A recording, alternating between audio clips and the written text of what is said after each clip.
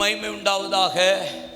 இந்த ராத்திரி வேளையில் ஒரு வேத பகுதியை உங்கள் முன்பாக நிறுத்துகிறேன், என்னோடு திருப்பிக் கொள்ளுங்கள்.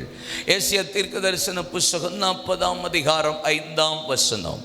ஏசியா தீர்க்கதரிசன புஸ்தகம் 49ஆம் அதிகாரம் அதனுடைய 3ஆம் வசனம். லூக்கா 3ஆம் அதிகாரம் அதனுடைய 5ஆம் வசனம். Isaiah chapter 40 verse 5, Isaiah chapter 49 verse 3, Luka 3 verse 5. இந்த 3 வேத பகுதியிலையும் ஒரு 3 வார்த்தைகள். கர்த்தருடைய மகிமை வெளியரங்கமாகும், மாம்சமான யாவருடைய கண்களும் காணும் என்கிற தீர்க்க தரிசன வார்த்தை. அதே லூக்கா எழுதும்போது இப்படி எழுதி வைத்திருக்கிறார், கர்த்தருடைய ரட்சிப்பை சகல ஜனங்களும் பார்ப்பார்கள் என்பதாக. ஏசாயா 49:3 உன்னில் நான் மகிமைப்படுவேன். மகிமையை பார்ப்பீங்கன்றாரு. அந்த மகிமை ரட்சிப்பா காண்கும் என்று சொல்லப்பட்டிருக்கிறது. உன்னில் நான் மகிமைப்படுவேன் அப்படின்னு அல்ல சொல்லியிருக்கிறார். ஆண்டவர் ஒரு மகிமையை தான் இந்த கடைசி காலத்தில் வெளிப்படுத்துகிறதற்கு அவர் போராடி கொண்டிருக்கிறார். காட்ஸ் க்ளோரி, தேவன் தம்முடைய மகிமையை மீண்டும் கொடுக்கிறதற்காகத்தான் ஆண்டவர் இந்த எழுப்புதல் என்கிற ஒரு பெரிய திட்டத்தில் தேவன் நம்மளெல்லாம் இணைத்து தொடர்ந்து ஜெபிக்க வைத்து கொண்டே இருக்கிறார். ஒரு சின்ன ஒரு அவுட்லைன் நான் சொல்கிறேன், நீங்கள் அதை அப்படி கொண்டீங்கன்னா கடைசியில் இந்த வார்த்தைகளை சொல்லி நான் உங்களோட பேச விரும்புகிறேன். ஆதியாகமத்தின் புஸ்தகத்தில் ஆண்டவர் அவர் சாயலில் உண்டாக்கின ஆதாமையும் ஏவாளையும் படைத்து தம்முடைய மகிமையினாலே மூடியிருந்தார். ஆனால் 3ஆம் அதிகாரம் 8-9 வசனத்தில் சர்ப்பமானது ஏவாளை வஞ்சித்தது. ஏவாள் அது ஆதாமுக்கு கொடுத்தால் புசித்து, ஆண்டவர் பகலின் குளிர்ச்சியான வேளையில் ஆதாமே ஆதாமேன்னு எங்கே இருக்கிறா என்று கேட்டபோது மரங்களுக்குள் இலைகளுக்குள் தன்னை ஒளித்து கொண்டிருக்கிறேன் நான் நிர்வாணி என்று அறிந்ததுனாலே மகிமையினாலே மூடி இருந்தது போது அவர்கள் நிர்வாணம் அவர்களுக்கு தெரியல. எப்ப பாவம் வந்ததோ மகிமை அவர்களை விட்டு விலகியது என்று வேதம் சொல்லுகிறது. தோட்டத்தை விட்டு கர்த்தர் அவர்களை புறம்பாக்கினார். முத ஒரு மனிதன் மீது கர்த்தர் வைத்திருந்த மகிமை விலகின இடமே ஒரு பாவம் உள்ள நுழைந்த உடனே மகிமை விலகி போனது. மீண்டும் ஆண்டவர் அந்த மகிமைக்காக போராடும் போதுதான் ஆண்டவர் நோவாவுக்கோ கர்த்தருடைய கண்களில் கிருபை கிடைத்தது. ஆண்டவர் நோவானிடத்தில் பேசுகிறார். எபிரேயர் 11:7 வேதம் சொல்லுகிறது, தேவ எச்சரிப்பை பற்றி தன் குடும்பத்தை பாதுகாத்த நோவா என்று போடப்பட்டிருக்கிறது. ஆண்டவருடைய வார்த்தைக்கு கீழ்ப்படிந்து பேழையை உண்டாக்கி தேவன் தம்முடைய மகிமையினால் அந்த பேழையை மூடி வைத்தார். 8 பேர் மாத்திரம் பாதுகாக்கப்பட்டார்கள். முழு உலகமும் அழிக்கப்பட்டது. அங்க முதலாவது மகிமை காக்கப்பட்டது. மீண்டும் ஜனங்களை கர்த்தர் வர்த்திக்க பண்ணி விருத்தியடைய பண்ணுகிறார். ஒரு ஆபிரகாம், ஒரு ஈசாக்கு, ஒரு யாக்கோபு, ஆண்டவர் ஒரு சந்ததிகளை தெரிந்து கொள்ளுகிறார். யோசேப்பு நிமித்தம் எகிப்துக்கு வருகிறார்கள். ஆண்டவர் யோசேப்பு அறியாத ஒரு பார்வோன் எழும்புகிறான். இஸ்ரவேல் ஜனங்கள் 430 வருஷம் அடிமைகளாய் மாறுகிறார்கள். மீண்டும் ஆண்டவர் முச்சடியில மோசேக்கு தேவன் தரிசனமாகிறார். ஆண்டவர் இடைப்பட்டு பேசுகிறார். உன்னை அற்புதங்களினாலும் அடையாளங்களினாலும் பலவிதமான பலத்த செய்கைகளினாலும் இஸ்ரவேல் ஜனங்களை நான் விடுதலையாக்கி பாலும் தேனும் ஓடுகிற தேசத்துக்கு கொண்டு போவேன் சொன்னபோது ஆண்டவர் சொன்ன பல காரியங்கள் எல்லாம் மோசே செய்த போது மீண்டும் மகிமை கூடாரத்துக்குள்ளே வந்தது என்று லேவியராகமத்தின் புஸ்தகம் 9ஆம் அதிகாரம் 3-6 வசனமும் 9ஆம் அதிகாரம் 23ஆம் வசனத்திலும் கர்த்தருடைய மகிமை கூடாரத்தை நிரப்பியது என்று போடப்பட்டிருக்கிறது. யாத்திராகமம் 40ஆம் அதிகாரம் 35ஆம் வசனத்தில் மீண்டும் மகிமை கூடாரத்தை மூடியது என்று போடப்பட்டிருக்கிறது. மீண்டும் கர்த்தருடைய மகிமை வருது. என்னென்ன காரியத்தை செய்த போது ஆண்டவர் அதெல்லாம் கீழ்ப்படிந்து கட்டளைகளின்படி நடத்தின போது தேவ மகிமை வெளிப்பட்டது. இந்த மகிமை சஸ்டைன் பண்ணிக்கிட்டே இருக்கு. 1 கொரிந்தியர் 10ஆம் அதிகாரம் 1-10 வசனத்தில் இஸ்ரவேல் ஜனங்கள் 5 விதமான பாவங்களை தேவனுக்கு பிரியமில்லாமல் செய்த போது மீண்டும் மகிமை இஸ்ரவேலை விட்டு விலகியது என்று போடப்பட்டிருக்கிறது. கர்த்தருடைய மகிமை மீண்டும் கூடாரத்தை விட்டு விலகியது. ஆண்டவர் திரும்ப தேவன் தம்முடைய மகிமையை வெளிப்படுத்த போராடுகிறார். ஆசரிப்பு கூடாரத்துக்குள்ள இருந்த உடன்படிக்கை பெட்டியில தேவ மகிமை, அந்த மகிமை மூடி இருந்தது. ஆனா 1 சாமுவேல் 4:21 24 வரைக்கும் வாசித்தா ஏலியின் பிள்ளைகளாகிய ஒப்னி பினகாஸ் தேவனுக்கு பிரியமில்லாத 5 விதமான பாவங்கள் அவர்கள் செய்தார்கள். அதையும் நான் பின்னாடி சொல்லுவேன். அந்த பாவத்தின் விளைவினால வேதம் சொல்லுகிறது பெலிஸ்தியர்கள் உடன்படிக்கை பெட்டியை பிடித்து கொண்டு போனார்கள். வேதம் சொல்லுகிறது இக்கபோத் இஸ்ரவேலை விட்டு மீண்டும் மகிமை விலகியது என்று வேதம் சொல்லுகிறது. திரும்ப அந்த மகிமை இஸ்ரவேலை விட்டு பாவம் வந்தபோது விலகி போனது. இந்த மகிமையை கொண்டு வருகிறதற்காக போராடி கொண்டிருந்த காலகட்டத்தில் சவுல் அதற்கு பிரயாசப்படல, தாவீது அதற்காக பிரயாசப்பட்டான். 2 சாமுவேல் 6 7 கேதுரு மரங்களினால் செய்யப்பட்ட மச்சு பாவப்பட்ட வீட்டில் நான் வாசமாக இருக்கையில் கர்த்தருடைய உடன்படிக்கை பற்றி திரைகளின் மத்தியில் வாசம் பண்ணுகிறது என்கிற பாரம் அவனுக்கு வந்தபோது நான் தன் தீர்க்கதரிசியை பற்றி கர்த்தர் பேசுகிறார். ஆடுகளுக்கு பின்பாக போய் கொண்டிருந்த உன்னை ஆடுகளை விட்டு பிரித்து பெரியோர்களுக்கு ஒத்த நாமத்தை கொடுத்து இஸ்ரவேலில் ராஜாவா வைத்திருக்கிறேன். நியாயாதிபதியினிடத்திலாவது ஒரு ராஜாக்களிடத்திலாவது தீர்க்கதரிசியினிடத்திலாவது எனக்காக ஆலயத்தை கட்டுவாயா என்று நான் இதுவரைக்கும் ஒருவரிடத்திலும் கேட்டதில்லை. நீ ஆலயத்தை கட்டுவாயா என்று சொன்னபோது தாவீதின் கூடாரத்துக்குள்ள இருந்த அந்த உடன்படிக்கை பெட்டி, அந்த மகிமை மீண்டும் நான் கட்டுறேன்னு சொல்லி தாவீது எழும்புறான். இல்ல இல்ல இல்ல, உன் கை இரத்தத்தினால் தோய்ந்திருக்கிறபடியா நீ அல்ல, உன் கர்ப்பப்பிறப்பா இருக்கிற சாலமோன் ஆலயத்தை கட்டுவான்னு சொன்னபோது அதே சாலமோனை கொண்டு கர்த்தர் கட்ட வைக்கிறார்.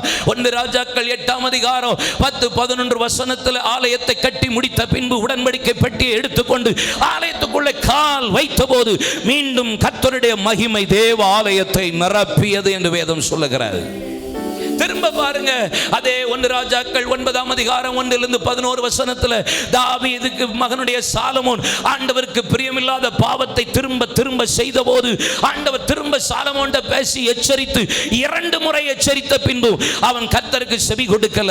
ஆண்டவர் சத்துரு கையில பிடித்து கொடுக்கிறார், அடுத்த சந்ததியை பிடித்து கொடுக்கிறார். ஒரு நாள் வருகிறது, பாபிலோனுக்கு சிறையிருப்பா போகிறார்கள். பாபிலோன் கையில் ஆலயம் ஒப்பு கொடுக்கப்படுகிறது, ஆலயம் இடிக்கப்படுகிறது.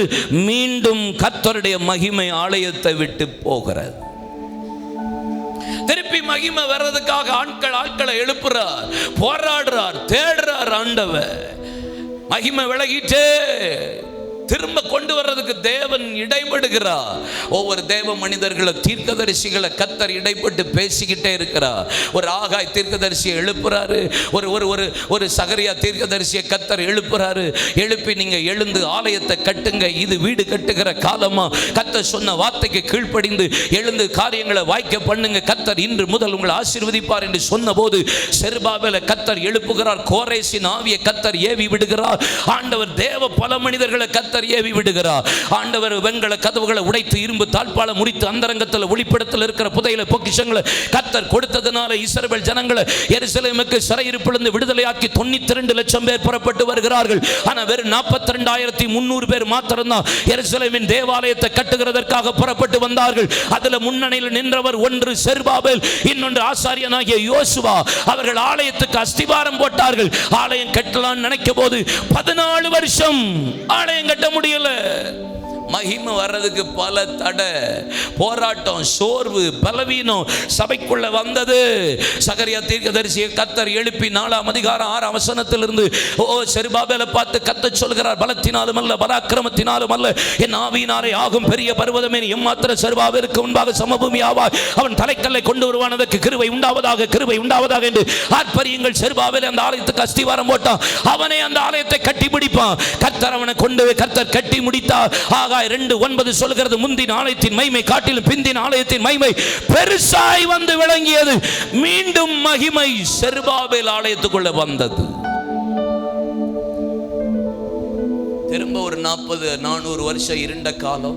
No prophet, no prophecy, no vision, no word. திரும்ப பாவம், திரும்ப தேவையில்லாத உபதேசம் உள்ள வந்தது. மீண்டும் ஆலயம் இடிக்கப்படலை, அங்கங்க தகர்க்கப்பட்டது, உடைக்கப்பட்டது. ஆனால் கர்த்தர் மீண்டும் ஏரோதை கொண்டு எழுப்பி ஆலயத்தை ரெனோவேட் பண்ணி திருப்பி புதுப்பித்தா. ஏசாயா தீர்க்கதரிசன புஸ்தகம் 61:1 சொன்ன வாக்குத்தத்தம், இயேசு ஆலயத்தில் வந்து நின்று அந்த வார்த்தையை வாசிக்கிறா.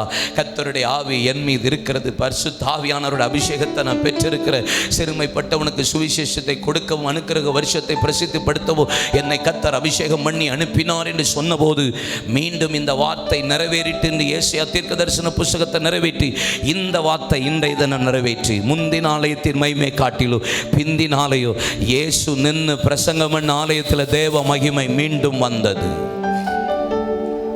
திரும்பியும் பாருங்க, லூக்கா 13:15-14 லூக்கா 19:41 கோழி தன் குஞ்சுகளை சிறகுகளின் கீழே கூட்டி சேர்க்கும் மன்னமா எத்தனையோ முறை கூட்டி சேர்க்க மனதா இருந்த உனக்கோ மனதில்லாமல் போயிட்டு திருப்பி திருப்பி கூப்பிட்டு பார்க்குறாரு. எருசலேமுக்காக கண்ணீர் விட்டு அழுகிறா. எருசலேம் ரட்சிக்கப்படுற மாதிரி மனந்திரம் வர மாதிரி வாய்ப்பே இல்லை. ஆண்டவர் கையில் விட்டுட்டார். திரும்பி ஒரு யுத்த காலம், திரும்பி சத்துரு கையில் ஒப்பு கொடுக்கிறார். ஆலயம் இடிக்கப்படுகிறது, மகிமை விலகுகிறது. இன்னைக்கு வரைக்கும் ஆலயம் இல்லை. இன்னைக்கு வரைக்கும் ஆலயம் இல்லை. இன்னைக்கு வேர்ல்டு வார் நடக்க போகிறதுக்கு காரணமே அந்த ஆலயம் தான். இல்லை, China ready, Europe ready, America ready, எல்லாம் ரெடி. ஆனால் அது கெட்டின உடனே அந்தி கிறிஸ்து வந்து உட்காருவான். அப்போ நம்ம இருக்க மாட்டோம். ஆனால் அதுக்கு முன்னாடி கர்த்தர் சொல்கிறாரு, ஒரு மகிமை வெளிப்படும்னு, ரட்சிப்பு வெளிப்படும், சகல ஜனங்களும் காண்பார்கள், உன்னில் நான் மகிமைப்படுவேன்றாரு. அப்படின்னா என்ன தேவை? மகிமை வெளிப்படுறதுக்கு என்ன தேவை? ஆலயம் தேவை. அப்போ இந்த புதிய ஏற்பாட்டில் ஆலயம் நீங்களும் நானும் தான் வசனம் சொல்லுது. இல்லை, நீங்களே கர்த்தருடைய ஆலயம்.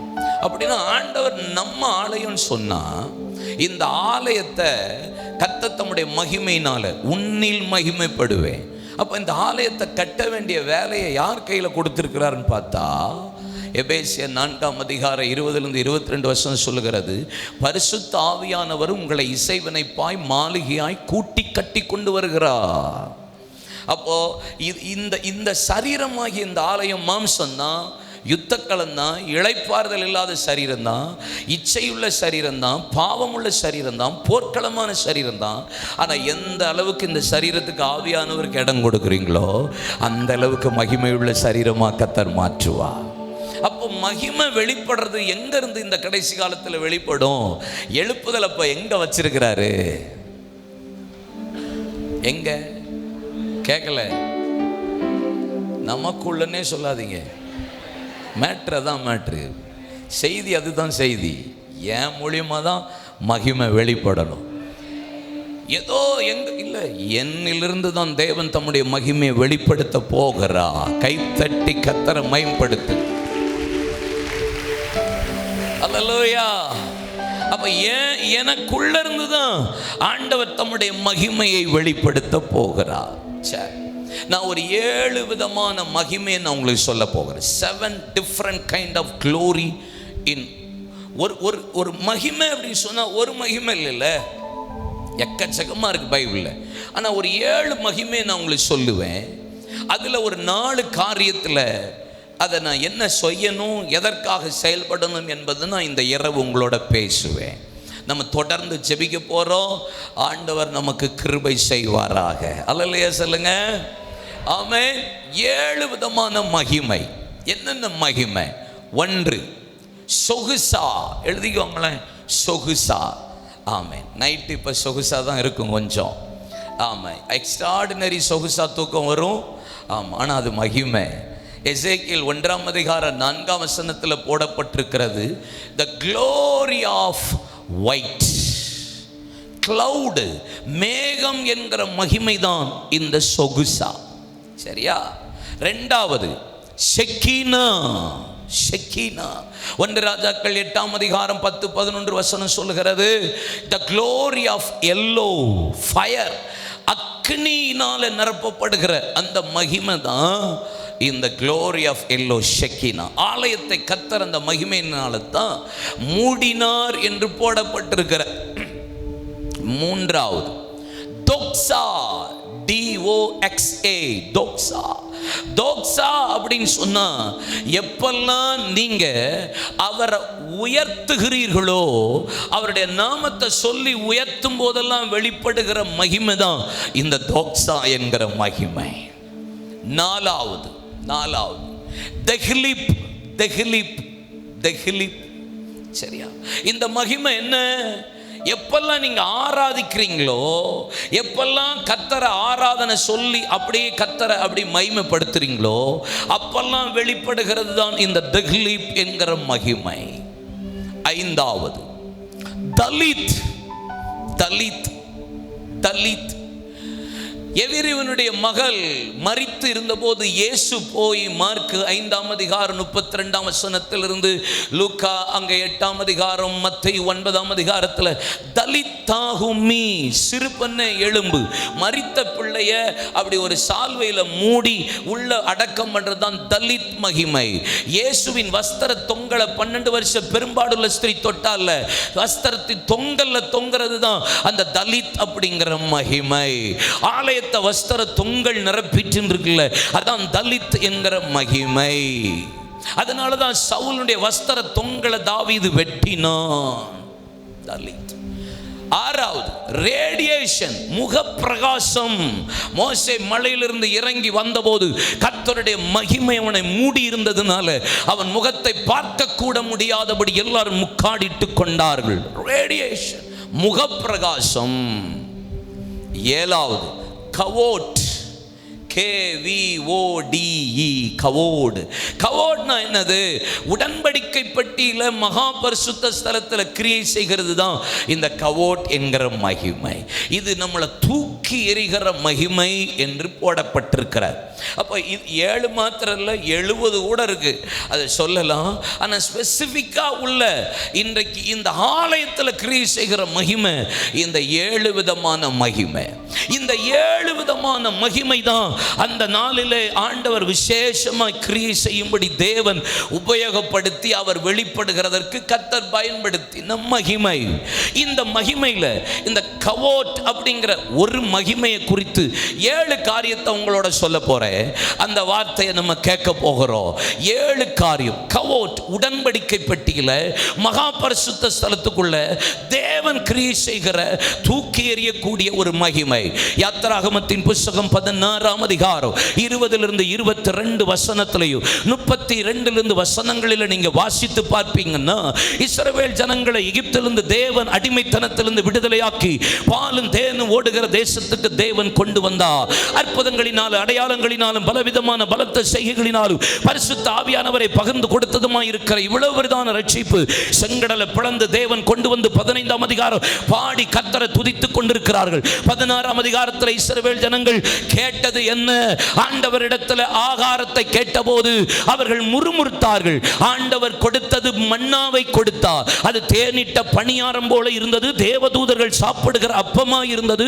அந்த ஆகாரத்தை கொடுத்த போது அவர்கள் சாப்பிட்டும் போது ஆண்டவர் ஒரு ஆலோசனை கொடுக்கிறார், ஒரு இன்ஸ்ட்ரக்ஷன் கொடுக்கிறார். என்ன கொடுக்கிறார்? ஒரு குடும்பத்திற்கு ஒரு ஓமர் அளவு மாத்திரம் நீங்கள் எடுத்துக்கொள்ளுங்கள்.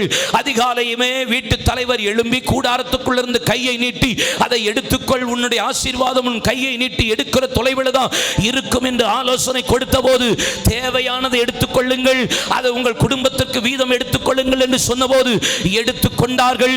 எடுத்துக்கொண்டவர்களிலே கொஞ்சமா எடுத்தவர்களுக்கு குறைவுபடவில்லை, அதிகமாக எடுத்தவர்கள் சேர்த்து அதிகமாய் வைத்த போது அது அடுத்த நாள் காலையிலே நாரி கெட்டு அங்கே நாற்றம் எடுத்தது என்று வேதம் சொல்கிறது.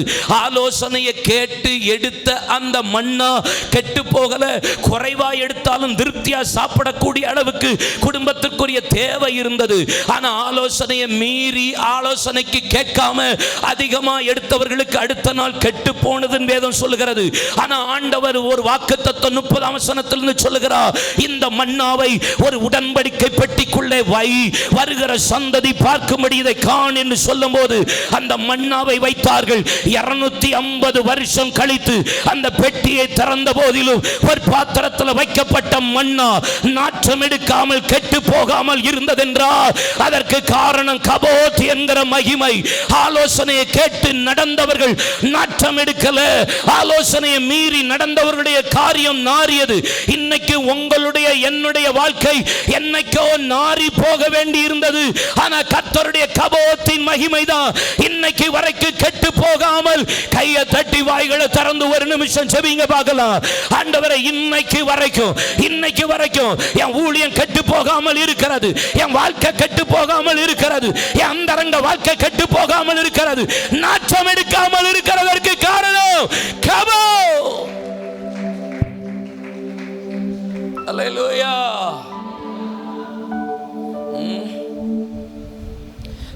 நம்ம யோசிச்சு பாருங்க, கொஞ்சம் யோசிச்சு பாருங்களேன், கொஞ்சம் அப்படி மைண்டுக்குள்ள ஓடி பாருங்க. என்னைக்கும் நாரி இருக்கும், இன்னைக்கு வரைக்கும் நாற்று எடுக்கல பாருங்க, இன்னைக்கு வரைக்கும் கெட்டு போகல பாருங்க. கர்த்தருடைய மகிமை, கபோத்தின் மகிமை. ஒரு குடும்பம்னு ஆலோசனை தேவை, ஒரு ஒரு ஒரு ஒரு வீடுன்னு ஆலோசனை தேவை, ஒரு தகப்பன்னு அவனுக்கு ஆலோசனை தேவை, ஒரு தேசம்னு அதுக்கு ஆலோசனை தேவை, தேசத்தை நடத்துறவனுக்கு ஆலோசனை தேவை. ஆலோசனை இல்லாத இடங்களில் ஜனங்கள் சீர்கெட்டு போவார்கள். அநேக ஆலோசனைக்காரர்கள் இருந்தால் காரியங்கள் சித்திக்கும், ஜெயம் உண்டாகும், காரியம் வாய்க்கும். ஆலோசனை கேட்டு நடந்த போது கெட்டு போகலன்னா அதுக்கு காரணம் கபோத்தின் மகிமை, கபோத்தின் மகிமை. இன்றைக்கு வரைக்கும் பரிசுத்த ஆவியானவருடைய மகிமை நம்மளை கெட்டு போகாமல் பாதுகாக்கிறது. அல்லேலூயா. கபோத். இரண்டாவது என்ன? இந்த கபோத்தின் மகிமை என்ன செய்யும்? இரண்டாவது 1 சாமுவேலின் புஸ்தகம் 5ஆம் அதிகாரம் முதல் 4 வசனத்தை வாசித்து பாருங்க. பெலிஸ்தியர்கள் இந்த உடன்படிக்கை பெட்டியை தூக்கி கொண்டு போய் அவர்களுடைய பாளையத்துக்குள்ளே கொண்டு போய் வைத்தார்கள். தாகோனுக்கு முன்பாக வைத்தபோது தாகோன் அடுத்த நாள் விடிய காலம் எழும்பி வந்து பார்க்கும்போது தலை வேற, கை வேற, கால் வேற, முண்டை வேற, எல்லாம் நொறுங்கி போயிருந்தது. இந்த இரவு சொல்லுகிற கபோத்தின் மகிமை மாத்திரம் தேசத்தில் வெளிப்படுமானா எந்த அந்தகார வல்லமைகளுக்கு இடமே கிடையாது. ஆமென், ஆமென். நம்ம போராட தேவையில்லை. மகிமை நம்ம மூலியமா வெளிப்பட ஆயத்தப்படுமானா இந்த புதுக்கோட்டை மாவட்டத்தில் கிரியை செய்கிற எல்லா அந்தகார வல்லமைகளுக்கு, எந்த சத்துருவின் வல்லமைகளுக்கு இடமே கிடையாது. கைகளை தட்டி ஆண்டவரை மகிமைப்படுத்தி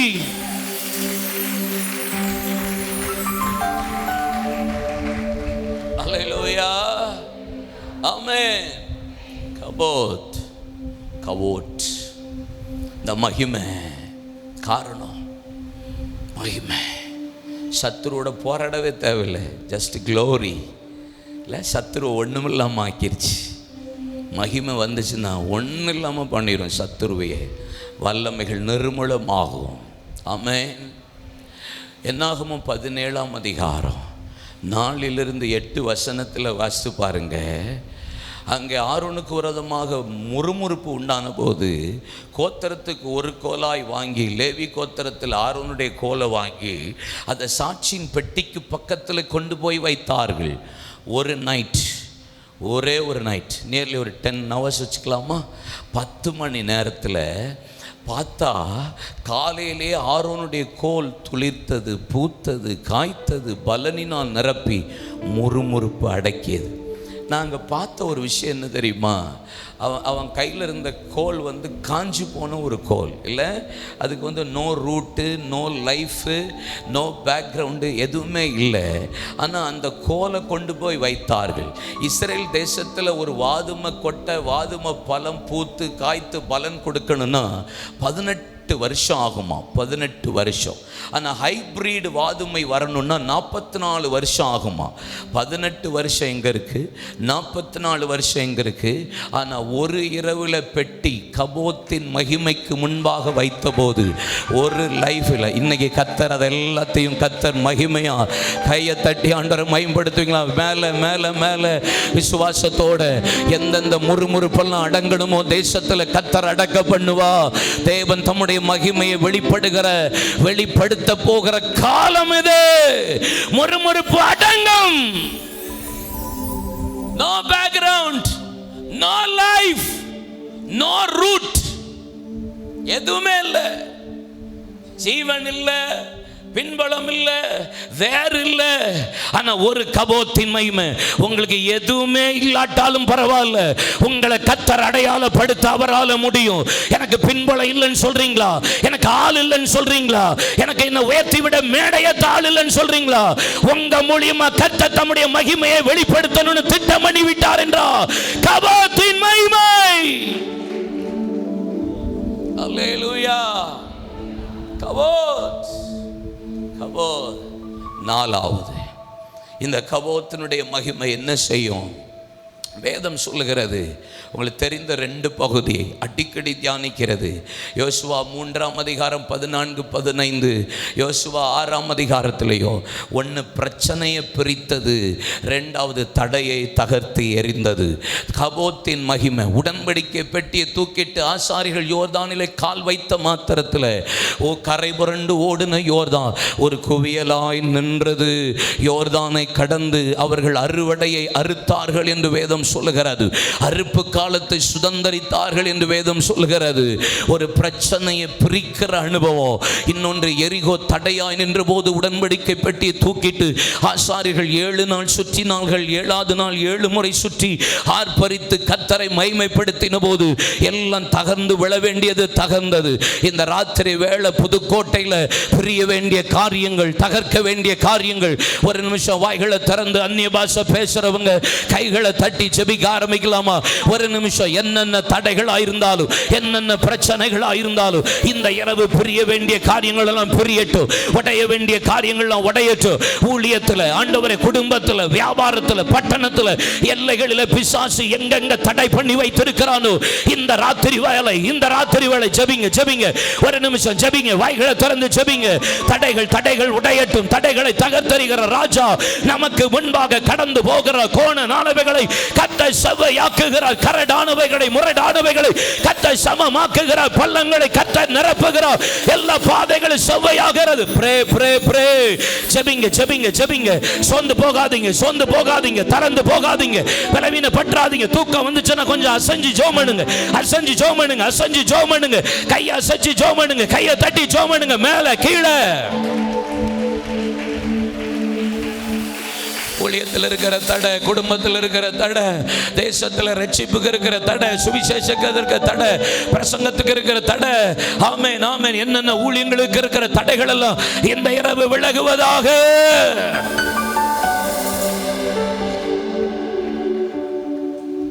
ஹல்லேலூயா. கவோத். இந்த கவோத்துடைய மகிமை. ஏசியா தீர்க்கதரிசன புத்தகம் 6ஆம் அதிகாரம். உசியா ராஜா மரணம் அடைந்த அந்நாளில் உயரம் உன்னதமான சிங்காசனத்தில் வீற்றிருக்கிற சர்வ வல்லமையுள்ள தேவனை கண்டேன். கேருபீன்களும் சேராபீன்களும் சட்டைகளை அடித்துக்கொண்டு முகத்தை மூடிக்கொண்டு பாதத்தை மூடிக்கொண்டு இஸ்ரவேலின் தேவனாகிய சேனைகளின் கர்த்தர் பரிசுத்தர் பரிசுத்தர் என்று ஓயாதபடி முழங்குகிற சத்தம் கேட்டது. தேவாலயத்தின் நிலைக்கால் அசைந்தது, புகைக்காடாய் மாறியது. வஸ்திர தொங்கலினாலும் மகிமையினாலும் ஆண்டவர் புகையினாலும் கர்த்தர் நிரப்பினார் வேதம் சொல்லுகிறது. அப்படின்னா அது என்ன ஆச்சுன்னா, இந்த மகிமை அங்கே வந்தபோது அங்கே ஏசியா தீர்க்கதரிசிக்கு இல்லாத ஒரு காரியம் நடக்குது.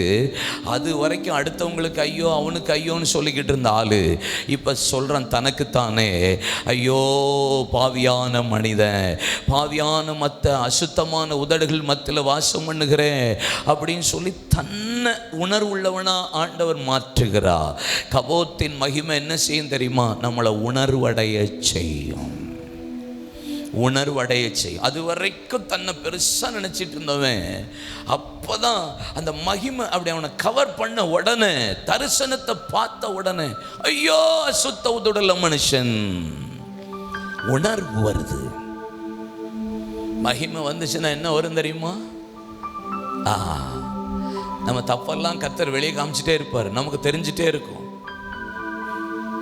டே by day it will happen, நடந்துக்கிட்டே இருக்கும். நீங்கள் பாருங்க, இந்த மகிமைக்குள்ள நீங்கள் என்ட்ரி ஆயிட்டீங்கன்னா ஒவ்வொரு நாளும் உங்களை ஒப்பு கொடுப்பீங்க, ஒவ்வொரு நாளும் கமிட் பண்ணுவீங்க, ஒவ்வொரு நாளும் உங்களை சரண்டர் பண்ணுவீங்க, ஒவ்வொரு நாளும் you have to change your self. உங்களை மாற்றிக்கிட்டே இருப்பீங்க. உங்களை மாற்றமடைய பண்ணுகிறது தான் அந்த மகிமை. சின்ன சின்ன விஷயமா ஐயோ இது இல்லை, நான் யூடியூப் சேனலில் கார்த்திக் கம்மாலியல் அஃபிஷியல் இருக்குது, அதில் நான் மாறினால் அப்படின்னு ஒரு ப்ரோக்ராம் டெய்லி பேசுவேன்.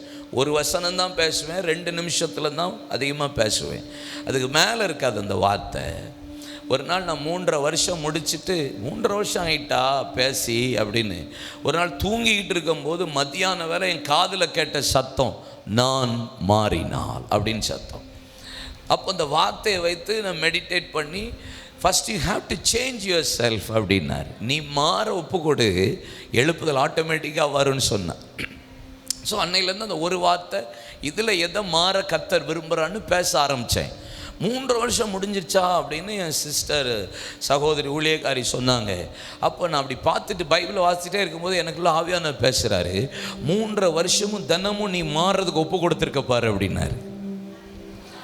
3.5 வருஷமும் தினமும் நீ மாறுறதுக்கு ஒப்பு கொடுத்துருக்க பாரு அப்படின்னு ஆண்டவர் என்கிட்ட பேசுகிறாரு. அப்போ ஒரு நாள் கூட நம்ம நான் சரியாயிட்டேன் கரெக்ட் ஆகிட்டேன் இல்லை, இன்னைக்கு நீங்கள் மாற ஒப்பு கொடுத்தீங்கன்னா, இன்னைக்கு ஒரு விஷயத்தில் மனம் திரும்பினீங்கன்னா, நாளைக்கு காலையில் தேவ சமூகத்துக்கு போங்க, அப்பையும் ஆண்டவர்கிட்ட ஒப்பு கொடுங்க, உங்களை இன்னொரு விஷயத்தில் மாறுறதுக்கு காத்துக்கிட்டே இருப்பார். அடுத்த விஷயத்தில் ஒப்பு கொடுங்க, அடுத்த நாள் இன்னொரு விஷயத்தில் இதில் சரி பண்ணு அப்படி சொல்லி உங்கள்கிட்ட வருவார். தினந்தோறும் நம்ம மாறுறதுக்கு அர்ப்பணிக்கணும். I wish to change myself. தினந்தோறும் நான் மாற ஆசைப்படணும். அல்லேலூயா சொல்லுங்க. கவோ கவோ. மகிமை பிரச்சனையை பிரிக்கும், தடைகளை தெரியும், உணர்வு உள்ளவனா மாற்று. அல்லேலூயா. உன்னத சீயோன் மலைமே எனதருமை இயேசுவுடன் ஜெப வீட்டினிலே மகிழ்வேனா, ஜீவிப்பேனே நீடுளியா, ஜீவிப்பேனே நீடுளியா. உன்னத சீயோன் மலைமே எனதருமை இயேசுவுடன், உன்னத சீயோன் மலைமே எனதருமை இயேசுவுடன் ஜெப வீட்டினிலே மகிழ்வே நான், ஜீவிப்பேனே நீடுளியா, ஜீவிப்பேனே நீடுளியா. தேவசாயல் ஆக மாறி தேவனோடிருப்பே, நானும் தேவனோடிருப்பே. தேவசாயல் ஆக மாறி தேவனோடிருப்பே, நானும்.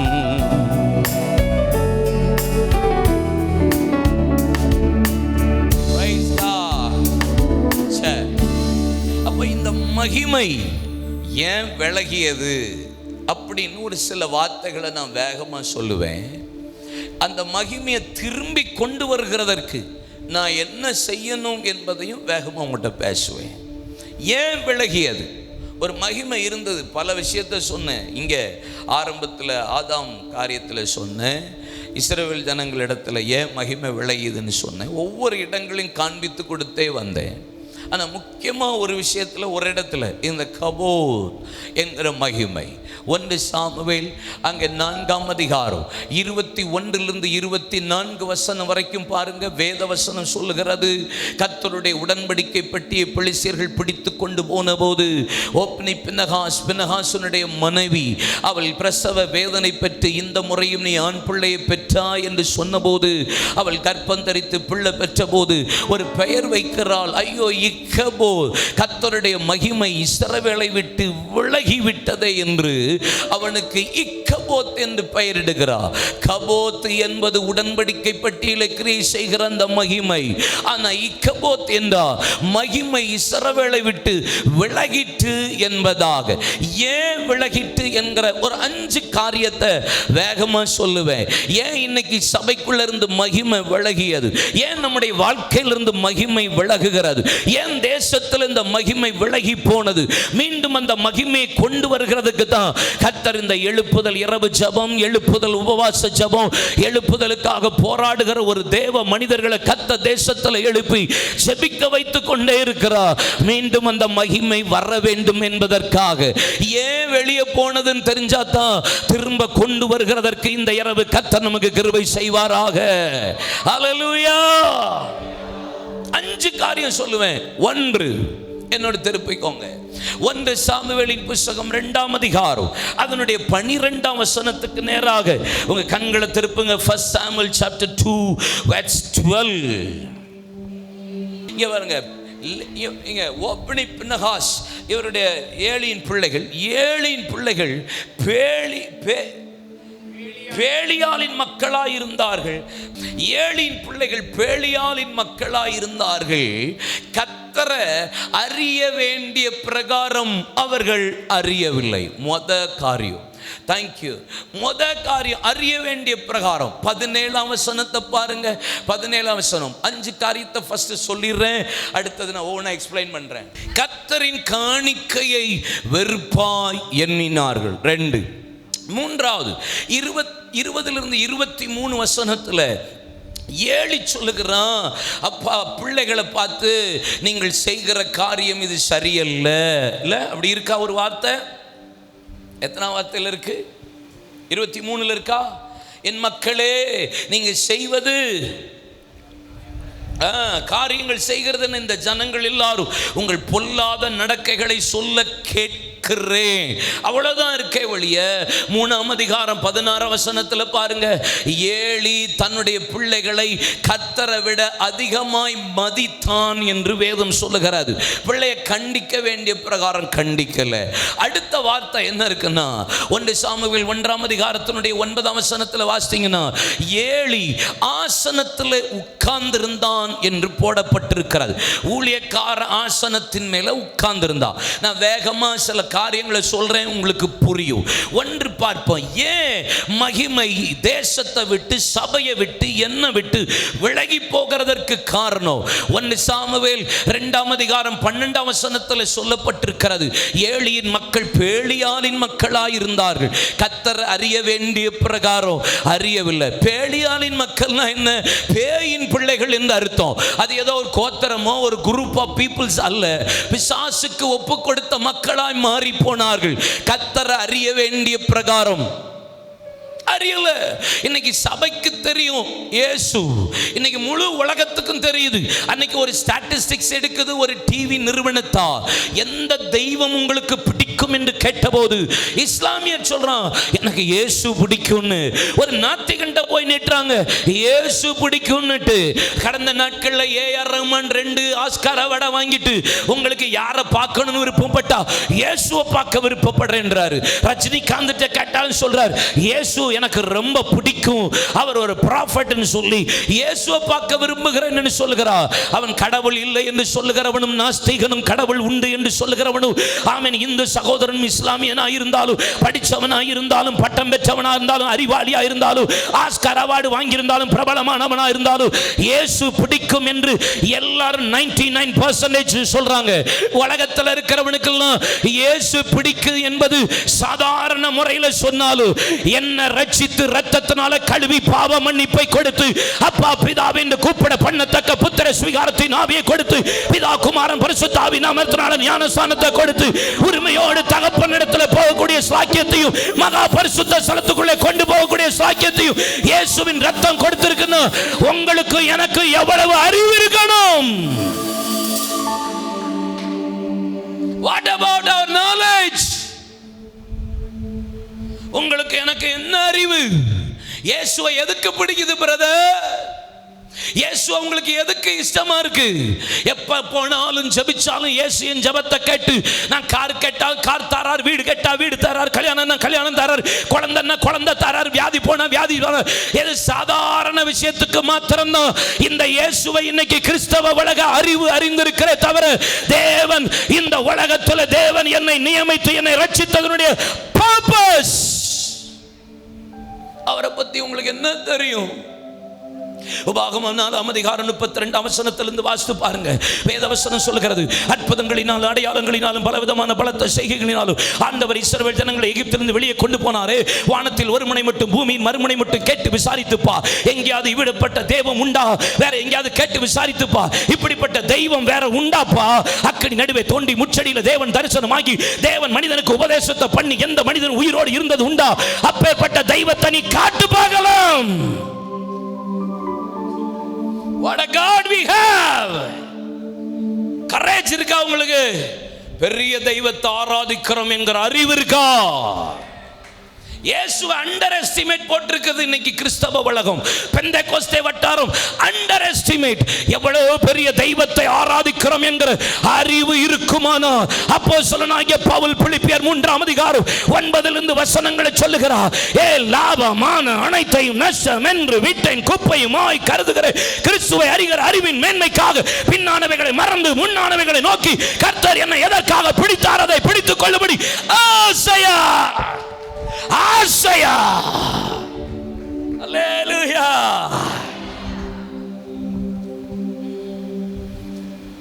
மகிமை ஏன் விலகுதுன்னு தெரியுதா? சும்மா எப்ப பார்த்தாலும் மூக்க வலிச்சுக்கிட்டு, எப்ப போனாலும் ஏசப்பா சமூகத்துக்கு போன அவர் பாவம், எப்பா சி ஏ இங்க வா, எப்ப பார்த்தாலும் மூக்க ஒழுகி அடிச்சு அவரை அடிச்சு கிளப்பி தோத்திரம் தோத்திரம். அதுக்காக இயேசு இது பறவைகளை பாருங்கள், காட்டு புஷ்பங்களை பாருங்கள், அவைகள் விதைக்கிறதும் இல்லை, அறுக்கிறதும் இல்லை, நூற்கிறதும் இல்லை, களஞ்சியங்களை சேர்த்து வைக்கிறதும் இல்லை சொல்லிட்டு ஒரு வார்த்தை சொல்றார் பார்த்தீங்களா? சாலமோன் இங்கே பாருங்க, எதை கம்பேர் பண்ணுறாரு பாருங்க. புல்லுக்கு உடுத்து வைக்கிறத சாலமோன் மகிமைக்கு சொல்லார். அவன் மகிமை கூட ஒன்றும் இல்லைடா, புல்லுக்கு நான் அப்படி மகிமையாக உடுத்தி வச்சுருக்கேங்காரு. அப்படின்னா என்ன சொல்ல வர தெரியுமா?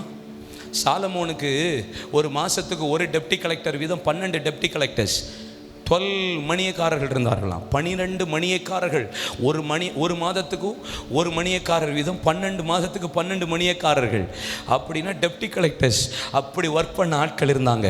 சேபா ராஜஸ்திரி அங்கே சாலமோன் அவனுடைய ஆலயத்தில் நடை மண்டபத்தை, அவனுடைய உத்தியோகத்தின் வரிசைகளை, அவனுடைய ஆகாரத்தெல்லாம் கண்டபோது சேபா ராஜஸ்திரி பிரம்மை கண்டாள். 1400 டன்னு தங்கத்தை கொண்டு வந்து பார்த்துட்டு ஆன வாயை பொழந்துட்டு போனான். அந்த அக்காவையும் கெட்டாமல் விட்டானா என்னன்னு தெரியல எனக்கு, தோத்திரம் கெட்டிருப்பான். அவ்வளவு ஆச்சரியம். அவன் மகிமை அப்படிப்பட்ட மகிமையா இருந்துச்சுன்னு இருக்கு. அன்கம்பேரபிள் க்ளோரி சாலமோன் மகிமை இல்லை, அப்படி கர்த்தர் மகிமையினால நிரப்பி வச்சிருந்தார். ஆனால் ஆண்டவர் சொல்லாரு, போடா அதெல்லாம் என்னடா மகிமை, புல்லுக்கு உடுத்துற மகிமையை விட அதெல்லாம் ஒன்றும் இல்லை, அதை விட இது செம்ம அப்படிங்கிறாரு. அப்படின்னா கர்த்தர் என்ன சொல்ல வர்றாரு? இதுக்கே இந்த மகிமையை உடுத்துவேன்னா என் பிள்ளைகளுக்கு எவ்வளோ மகிமையை உடுத்துவேன்.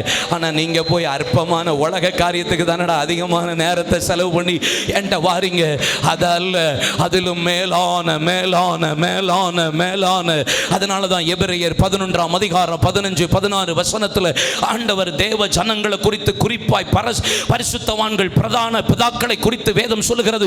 அவர்கள் விட்டு வந்த தேசத்துக்கு திரும்பி போக மனதா இருந்தால் அவர்கள் போயிருப்பார்கள். அதல்ல, அதிலும் மேன்மையான பரம தேசத்தையே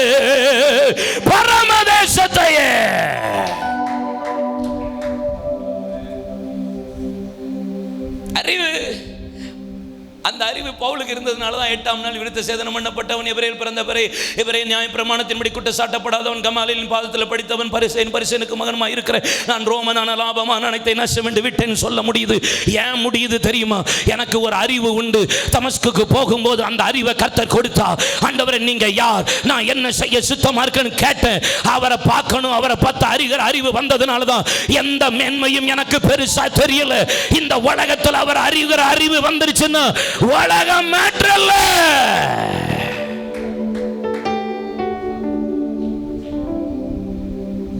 சபை உலகத்துக்கு பின்னாடியே ஓடுறதுனால தான் மகிமெல்லாம் ஓடி போயிருக்கு.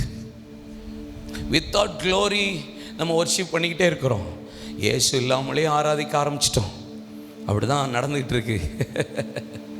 ஆமென். ராஜா இல்லாத ஆராதனை தான் இப்போ ரொம்ப இடத்துல இருக்குன்னு நினைக்கிறோம். அங்கே இருக்காரான்னு தெரியல. கர்த்தர் அறிகிற அறிவு எவ்வளோ பெரிய தெய்வத்தை நான் ஆராதிக்கிறேன். நான் சும்மா யதார்த்தமா அப்படி ஈஸியா இல்லை, ஆண்டவரை குறித்த பயம் மட்டும் சர்ச்சுக்கு வந்துட்டுன்னு வச்சுக்கோங்களேன், நீங்கள் சர்ச்சுக்கு வர்றது கூட தாமதம் பண்ண மாட்டீங்க. கர்த்தர் அறிகிற அறிவு இருந்துச்சுன்னா நமக்கு இந்த உலகம் நமக்கு பெருசாக தெரியாதுல்ல. நித்தியமான பாவ சந்தோஷங்களை அனுபவிப்பதை பார்க்கலாம் தேவ ஜனங்களோடு பாட அனுபவிப்பதையே தெரிந்து கொண்டேன் என்று வேதம் சொல்லுகிறது. நமக்கு எந்த அறிவு வந்துடும் தெரியுமா? இந்த உலகத்துக்குரிய அறிவே போயிடும். வேர்ல்ட்லி திங்கிங்கே போயிடும். உலகத்துக்காக ஜெபம் பண்ணி இதை கேட்கணும் அதை கேட்கணுங்கிற எண்ணமே இருக்காதுப்பா உங்களுக்கு. அந்த அந்த ஆட்டோமேட்டிக்காக அது உள்ளே வந்துடும். கர்த்தர் அறிவு வந்துருச்சுன்னா, இன்னும் ஆண்டவர் அறிகிற அறிவு வந்துச்சுன்னா, நான் சொல்லுவேன், என்னையே நான் சொல்லுவேன்.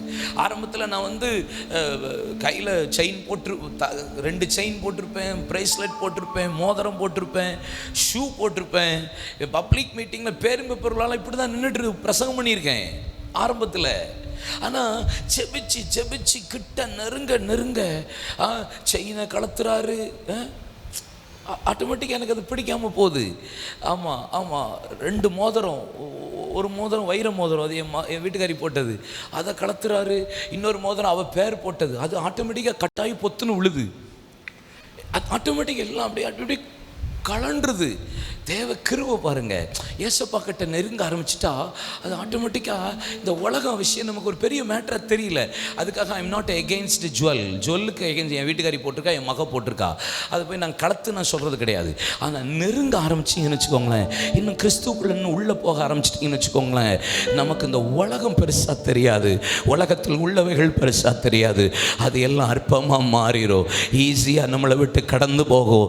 கிறிஸ்துவை அறிகிற அறிவு சபைக்கு வரணும். இயேசு அறிகிற அறிவு சபைக்கு வந்துருச்சுன்னா உலகத்துக்கு பின்னாடி ஓடுகிற கூட்டமா இருக்காது சபை. 1 தீமோத்தேயு 4ஆம் அதிகாரம் 10ஆம் வசனத்தை வாசித்து பாருங்க. அப்போஸ்தலனாகிய பவுல் சிறைச்சாலையில் இருக்கும்போது கொலோசியர் 4:14 சொல்லுகிறார், ஆமென், தேமா என் கூட இருந்து பிலமோனுக்கு வாழ்த்து சொல்றார், கொலோசை பட்டணத்துக்கு வாழ்த்து சொல்லுகிறார், எல்லாத்துக்கும் வாழ்த்து சொல்லிக்கிட்டு இருந்த தேமா, வேதம் சொல்லுகிறது அதே 1 தீமோத்தேயு 4:10 தேமா இப்பிரபஞ்சத்தின் ஆசை வைத்து என்னை விட்டு பிரிந்து போனான். ஏன் தெரியுமா? உலகத்தில் சிறைச்சாலையில் இருக்கும்போது பாடுகள் ஊடா போகும்போது எல்லாத்துக்கும் வாழ்த்து சொன்னா, சிலுவையை பற்றி பெருசா பேசினா, சிறைச்சாலையை பற்றி பெருசா பேசினா, உபத்திரவத்தை பற்றி பெருசா பேசினா. இப்ப சிறைச்சாலையிலிருந்து விடுதலை வெளியே வந்த போது உலகத்துக்குள்ள போனா உலகத்தில் உள்ளவைகள் காரியங்கள் அவனை பிடித்துக் கொண்டது. இப்பொழுது என்னை விட்டு பிரிந்து போனான். கிறிஸ்துவ அறிகிற அறிவு வந்துருச்சுன்னு வச்சுக்கோங்களேன், எது வந்தாலும் பார்த்துக்கலான்றீங்க. இந்த பிரபஞ்சத்தின் ஆசையோ, இந்த பிரபஞ்சத்தின் வேஷமோ, இந்த பிரபஞ்சத்தின் காரியமோ நம்மளை ஒன்றும் நிற்க முடியாது. அல்லேலூயா சொல்லுங்க.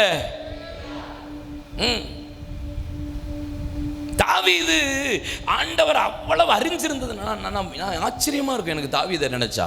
சவுலை கர்த்தர் 1 முறை அபிஷேகம் பண்ணினார், சாலமோனை கர்த்தர் 2 முறை அபிஷேகம் பண்ணினார், தாவீதை கர்த்தர் 3 முறை அபிஷேகம் பண்ணினார். இல்ல எனக்கு ஆச்சரியம். இந்த தாவீதெல்லாம் ஒரு ஒரு ஒரு ஒரு ஒரு பார்வோன் சண்டை போட வந்தான்னு வச்சுக்கோங்களேன், பார்வோன் சண்டை போட வந்தானா, சத்துரு சண்டை போட வந்தானா, டக்குன்னு பட்டயத்தை எடுத்து டக்குன்னு அடித்து ஒரே ஃபைட்டு தான். இல்லை, யுத்த வீரன் இல்லை. கோலியாத்தா அடி யுத்தம். அம்மோனியர் வந்தானா, அமலேக்கியன் வந்தானா, பெலிஸ்தியன் வந்தானா, யாருனாலும் பட்டயத்தை எடுத்து சட சட சட சடன் பட்டி வெட்டிடுவான். ஆனால் சாலமோன் பாருங்க, அப்படிலாம் கிடையவே கிடையாது. நீங்கள் 1 ராஜாக்கள் 9ஆம் அதிகாரம் அந்த வசனத்திலேருந்து பாருங்க. இப்போ பார்வோன் இப்படி பட்டயத்தை நீட்டுறான்னா சாலமோன் ஃபைட்டே கிடையாது. பட்டயத்து மேலே டக்குன்னு ஒரு மாலையை போட்டு மாமா அவன் பொண்ணை தாமாமான்றான்.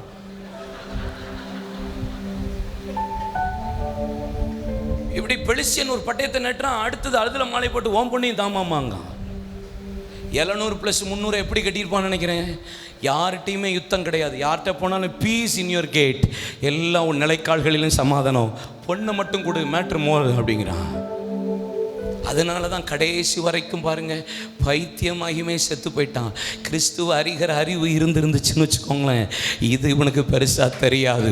தாவீது அதை அறிந்திருந்ததுனால தான் என் இருதயத்துக்கு ஏற்றவன் எனக்கு சுத்தமானவைகளை செய்கிறான் என்று கர்த்தராலே நற்சாட்சி பெறுகிறதற்கு காரணம் என்ன? அந்த அறிவு அறிவு அறிவு அறிவு அறிவு அதெல்லாம் பெருசா தெரியல, பெருசா விஷயம் தெரியல. ஆடுகளுக்கு பின்பாக போய்கொண்டிருந்த என் ஆடுகளை விட்டு பிரித்து பெரியோர்களுக்கு ஒத்த நாமத்தை கொடுத்திருக்கிறார். இதுக்கு நான் என்ன வேணும்? தகுதியானவன் அல்ல கர்த்தரே. அதனால தான் மீகாள் சொல்லி அற்பமாய் பேசும்போது சொல்லுகிறார், ஏ இன்னும் நான் நீசனுமாவே, அவன் நீ சொன்ன பெண்களோடு இன்னும் மகிமைப்படுவே. இப்படிப்பட்ட இஸ்ரவேலின் ராஜா இப்படி வஸ்திரம் கீழே விழுகிறது தெரியாம ஆடுகிறது என்ன? இந்த மகிமையை கொண்டு வர்றதுக்காக இன்னும் நீசனுமாவே. எதுக்கு எனக்கு வெட்கம்? அவருக்கு என்ன வேணாலும் செய்வோம்பா. அறிவு இருந்துச்சுன்னா டிக்னிட்டி பார்க்க மாட்டீங்க. ஏசப்பாவை அறிகிற அறிவு இருந்துச்சுன்னா பிரஸ்டீஜ் பார்க்க மாட்டீங்க, ஜாதி பார்க்க மாட்டீங்க. அதான் உங்களுக்கு அது பெருசாக தெரியாது. மகிமை பெருசாக தெரியும் போது படிப்பு அல்ல, ஆமன், என்னுடைய உலக ஸ்டேட்டஸ் அல்ல, அதை விட கிறிஸ்து கிறிஸ்து, நான் அல்ல, கிறிஸ்து கிறிஸ்து கிறிஸ்து. அதனால தான் எபேசியர் 2ஆம் அதிகாரம் 5-9 வசனம் சொல்லுகிறது, ஆமன், கிருபையை கொண்டு ரட்சிக்கப்பட்டீர்கள், இது உங்களால் உண்டானதல்ல, தேவனுடைய ஈவு பெருமை பாராட்ட கிரியினால் உண்டாகாதபடி கிருபையினாலே உண்டாயிருக்கிறது. நான் ரட்சிக்கப்பட்டதுனால கிருபைன்னு பவுல் சொல்லுகிறார். எபேசியர் 1ஆம் அதிகாரம் 7ஆம் வசனம் சொல்கிறது, இலவசமான பாவ மன்னிப்பை இந்த கிருபையினாலே கர்த்தர் எனக்கு தந்தார். 3ஆம் அதிகாரம் 7ஆம் வசனம் சொல்கிறது, பிரயாசப்பட்டது நான் அல்ல, கிறிஸ்துவே எனக்குள் இருந்து பிரயாசப்பட்டார். ரோமர் 15:13 சொல்லுகிறது, 1 கொரிந்தியர் 15:14 சொல்லுகிறது, கர்த்தர் எனக்கு அளித்த கிருபையினாலே இந்த கனமான சுவிசேஷத்துக்கு கர்த்தர் என்னை ஊழியக்காரனாய் மாற்றினார். ரோமர் 12:6 சொல்லுகிறது, இந்த கிருபையினாலே வரங்கள் வல்லமைகள் எனக்குள்ளே கிரியை செய்கிறது. ஆமென். 2 கொரிந்தியர் 8ஆம் அதிகாரம் 1-2 வசனம் சொல்கிறது, கர்த்தருடைய கிருபையினால தான் கொடுக்கவே தேவன் வைக்கிறார். புலம்பல் 3:22 சொல்கிறது, நிற்கிறது நிர்மூலமாகாது இருக்கிறது கர்த்தருடைய கிருபை, அவருடைய இரக்கங்களுக்கு முடிவே இல்லை. 2 கொரிந்தியர் 12:9-12 வசனம் சொல்கிறது, இந்த கிருபை தான் என்ன பலவீனத்திலிருந்து பலப்படுத்துகிறது. நான் அல்ல, எனக்கு ஒருத்தரை தெரியும்.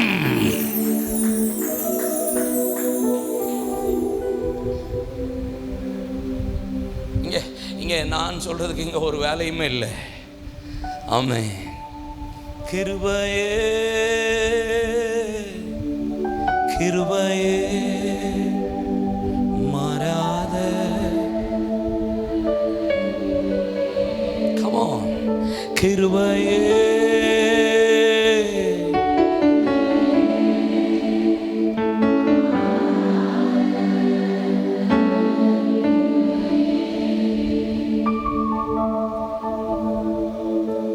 glorious grace. இல்ல, கிருபைனா இதான் கிருபை, வேற என்ன சொல்ல இருக்கு? எனக்கு அவரை பற்றி நான் புரிய ஆரம்பிச்சிட்டேன்னா ஐ எம் நத்திங் தான் தோணுது. எனக்கு அப்படிதான் தோணுது.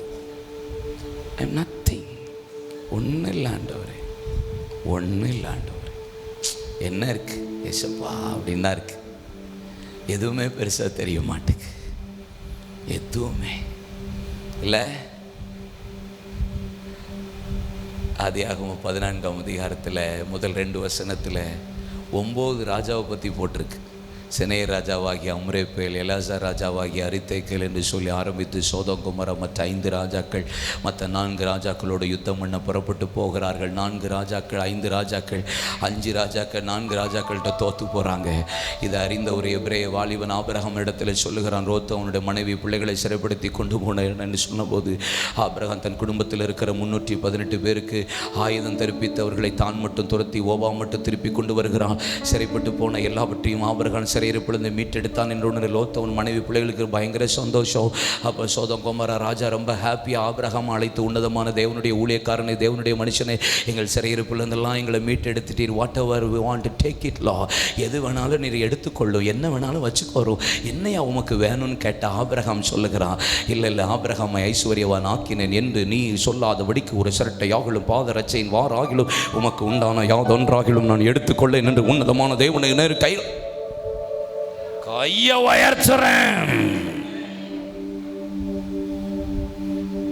ஜனங்களை என்னிடத்தில் விட்டு விடு. What ever you want take it. போட்ட ஆபிரகாம் போட்ட என்னெல்லாம் அவரில் ஆசீர்வாதமாக ஐஸ்வர்யனை மாற்றி வச்சிருக்கிறாரு. நீ கொடுக்கறதெல்லாம் மேட்ரு இல்லை என்று கைகளை உயர்த்தக்கூடிய அளவுக்கு இருக்கிற அறிவு இருக்கா? சபைக்கு அறிவு இருக்கா? சபையே விட அறிவு இருக்கா? இந்த உலகம் எதை கொடுக்க ஆயத்தமாயிருந்தாலும் அது அல்ல, கிறிஸ்து என்கிற அறிவு இருக்கா?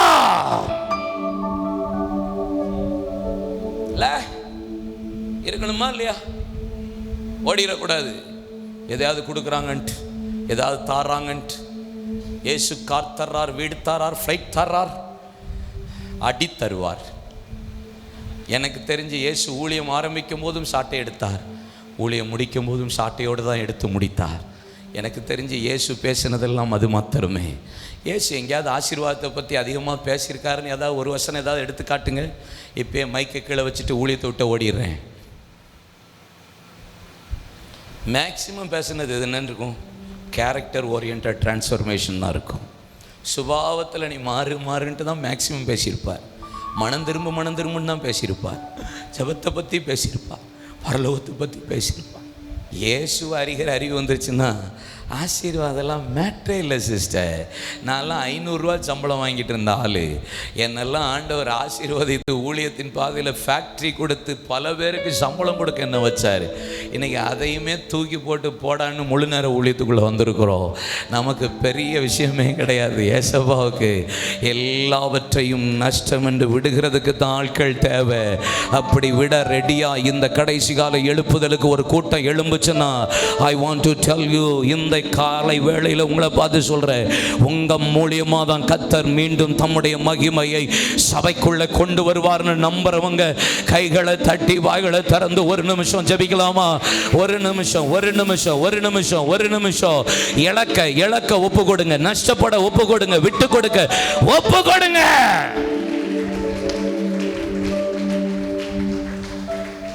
ஈசாக்கு ஆபிரகாம் தூத்து வச்ச துறவை தோன்றான்ல, தூத்து போடுறான்.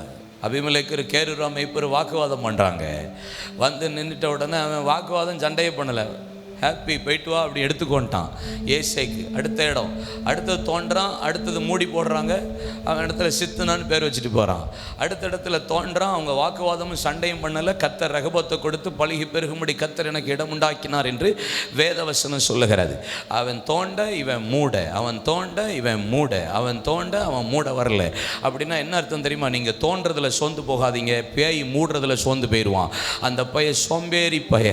நீங்கள் பிரயாசப்படுறதுல ஒரு நாளும் சோர்ந்து போகாதபடிக்கு தோண்டிக்கிட்டே இருங்க. எந்த அளவுக்கு யார் மூடி போட்டாலும், எந்த அளவுக்கு யார் சுவிசேஷத்தை தடை பண்ணினாலும், சுவிசேஷம் சொல்லிக்கிட்டே இருங்க, பாடிக்கிட்டே இருங்க, ஆராதிச்சுட்டே இருங்க, கை தட்டிக்கிட்டே இருங்க, அந்நிய பாஷை பேசிக்கிட்டே இருங்க, ஆவியில நிரம்பிக்கிட்டே இருங்க. நோ ஸ்டாப் பண்ணாதீங்க, தொடர்ந்து செயல்பட்டுட்டே இருங்க. வாக்குவாதம் வரும், சண்டை வரும், விவாதம் வரும், போராட்டம் வரும். ஆனா நஷ்டப்படுங்க, குறைவுபடுங்க, விட்டு கொடுங்க. இதெல்லாம் மேட்டர் இல்ல. எந்த தேசத்துல விதைத்தாலும் கர்த்தர் உங்களுக்கு 100 மடங்கு பலனை பெற்று வர வர விருத்தி அடைந்து மகா பெரியவனாகி ஆட்டு மந்தைகளையும் மாட்டு மந்தைகளையும் அநேக பணிவிடைக்காரர்களையும் கொடுத்ததுனால பெலிஸ்தியரை பொறாமைப்படக்கூடிய அளவுக்கு கர்த்தர் அவனை ஆசீர்வதித்தார். தேவன் உம்மோடு கூட இருக்கிறார் என்று உடன்படிக்கை பண்ணும்படி அவர்கள் வந்து சேருவார்கள்.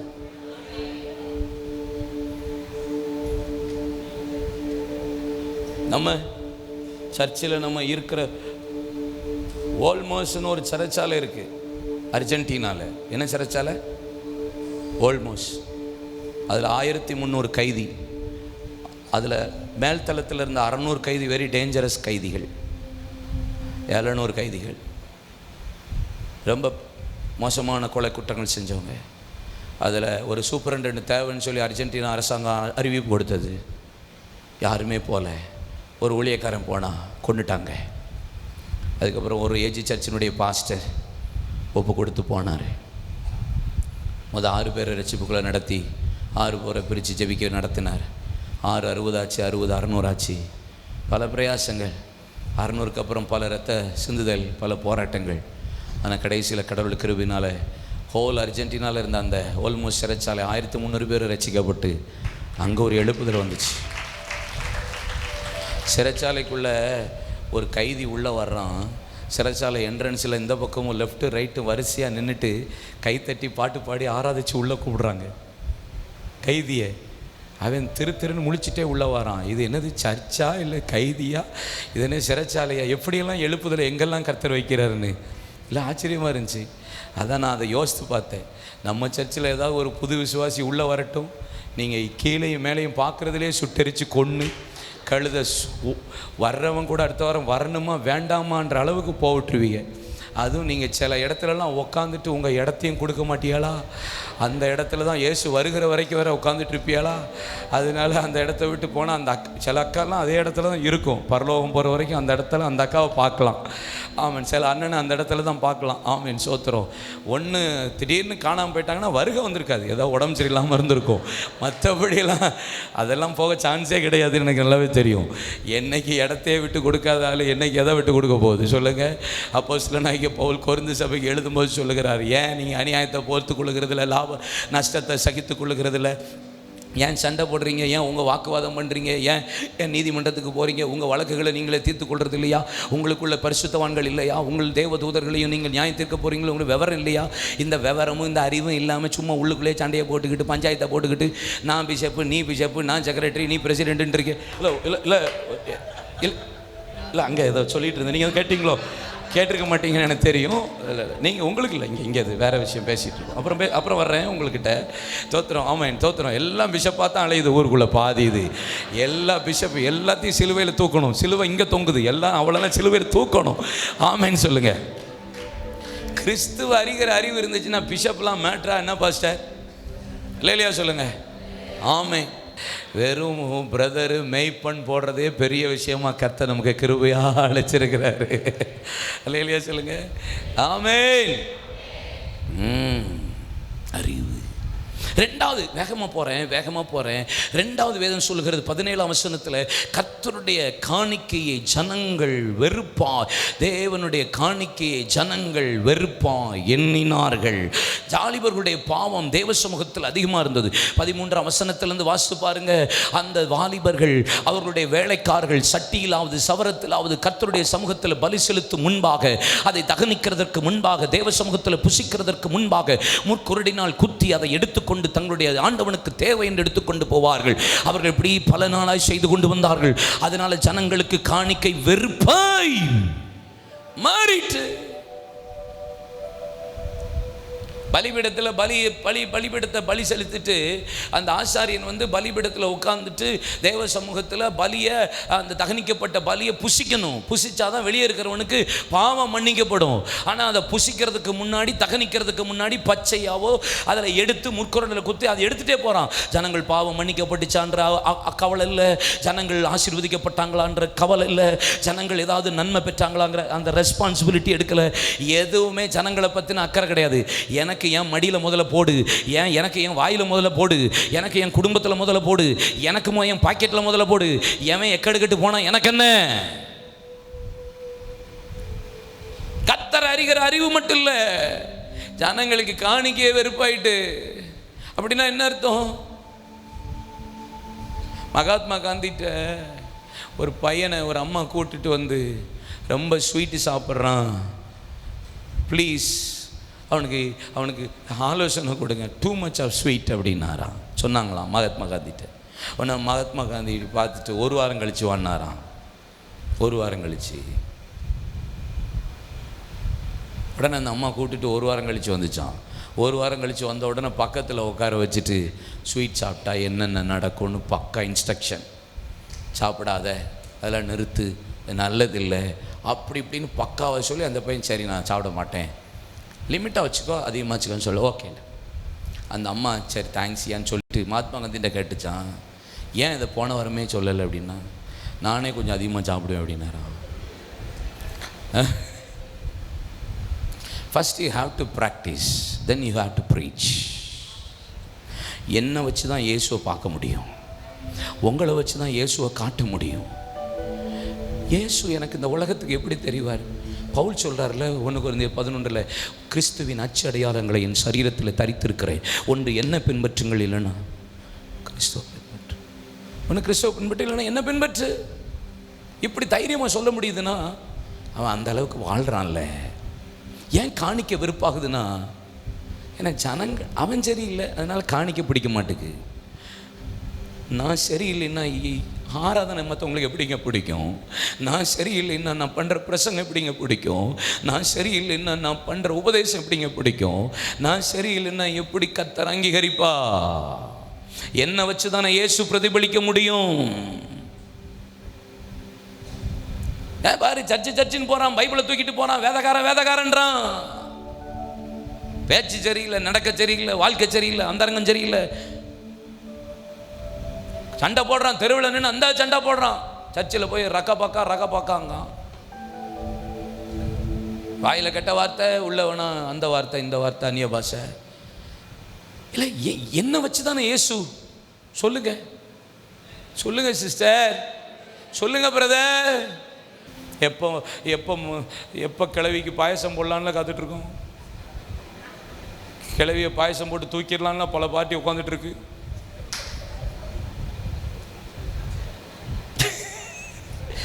அண்ணன் எப்போ காலியாகும், தின்ன எப்போ காலியாகும், அண்ணனை எப்போ போட்டு தரலான்னு காணிட்டு.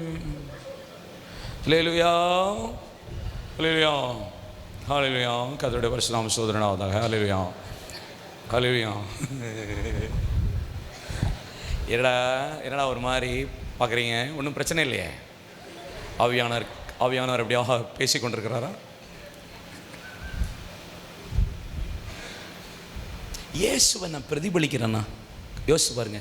இங்கே பாருங்களேன், அதே 4ஆம் அதிகாரத்தில் 3-5 வசனத்தில் பாருங்களேன். காயினும் பலி செலுத்த போனான், ஆபேலும் பலி செலுத்த போனானா போலையாப்பா?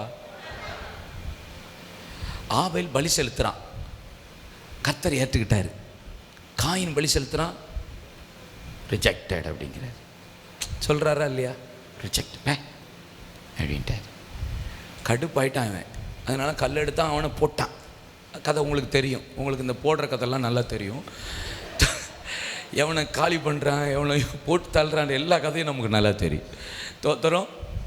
ஏன்னா நம்ம பாதி நேரம் ஜெபத்திலேயே ஹல்லேலூயா கர்த்தருடைய வசனம், ஆண்டவரே அவனை யுத்தம் பண்ணுவீராக, அவனை அழிப்பீராக, ஹல்லேலூயா அவனை நிர்மூலம் பண்ணுவீராக அப்படின்போம் நம்ம.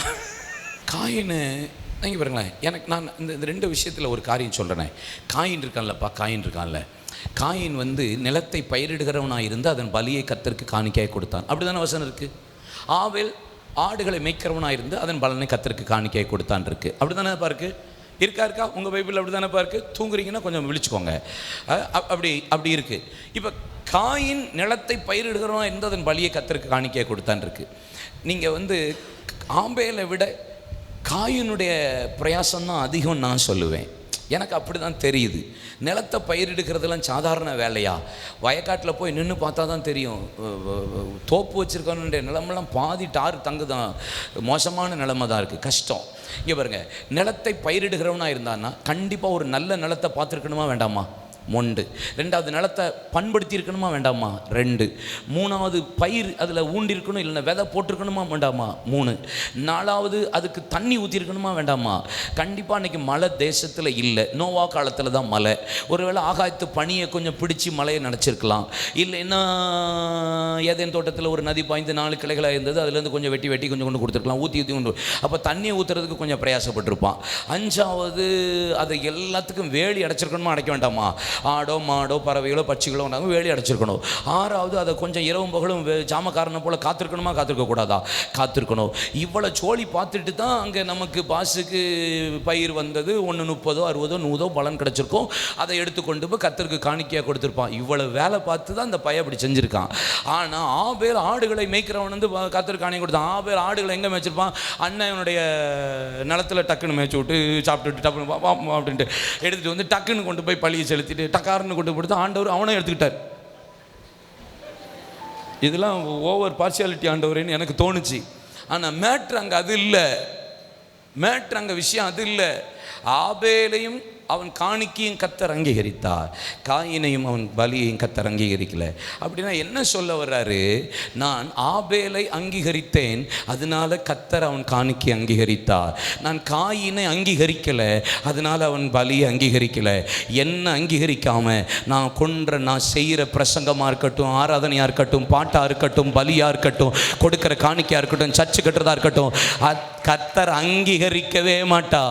என்ன அங்கீகரிக்காம நான் செய்கிற எதையுமே அங்கீகரிக்க மாட்டா. கர்த்தரின் காணிக்கை ஏன் ஜனங்களுக்கு வெறுப்பா இருந்தது என்பதை இப்ப விளங்குதா? இப்ப புரியுதா? என்ன அங்கீகரிக்கணும்? என்ன அங்கீகரிக்கணும்? கர்த்தர் எலியாவை அங்கீகரித்ததுனாலதான் எலியா ஜெபித்த உடனே வானம் அடைக்கப்பட்டது, வானம் திறக்கப்பட்டது, பலிபீடத்தில் அக்கினி வந்தது, மரித்த பிள்ளை உயிரோடு எழும்பியது. பஞ்ச காலத்துக்கு முன்பாக அங்க வேதம் சொல்லுகிறது, பானையில மாவும் கலசத்தில் எண்ணெயும் குறையாதபடி இருந்தது. கர்த்தர் ரதத்தை ஓட்டும்படி ஆகாப்புக்கு சொன்னபோது ஒரு பெருமழையின் இரைச்சல் வந்தது. காரணம், எலியாவை கர்த்தர் அங்கீகரித்தார். பரலோகம் அவன் செய்கிறதை எல்லாவற்றையும் அங்கீகரிக்கும். என்னையே கர்த்தர் கன்சிடர் பண்ணல. நான் செய்கிற பாட்டு என்ன, ஆராதனை என்ன, காணிக்கை என்ன, சர்ச்சுக்கு கொடுக்குற சர்ச்சு கட்டுறது என்ன, ஒரு கதையும் ஆண்டவர் கன்சிடரே பண்ண மாட்டார். போல அப்படின்னு தூக்கி தூர போட்டுருவார். இல்லையா சொல்லுங்க.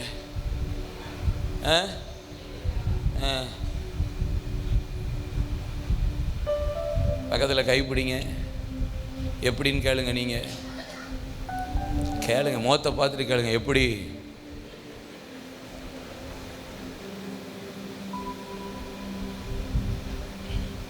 மூணாவது, வேகமாக போகிறேன். மூணாவது, ஐயோ 3 ஆயிட்டா ஏசப்பா, எத்தனை மணிக்கு பாஸ் என் கையில் கொடுத்தீங்க? பேசவா? நல்லா பேசியா கேட்கும். பா தோத்துறோம். மூணாவது 23 சொல்லுகிறது, என் பிள்ளைகளே நீங்கள் செய்வது சரியில்லை. பிள்ளைய கண்டிக்க வேண்டிய பிரகாரம் கண்டிக்க மாட்டான் இல்லை. தப்பு பண்ணுற பிள்ளைகளை கரெக்டாக கண்டிச்சிருக்கணுமா வேண்டாமா? சொல்லுங்கப்பா.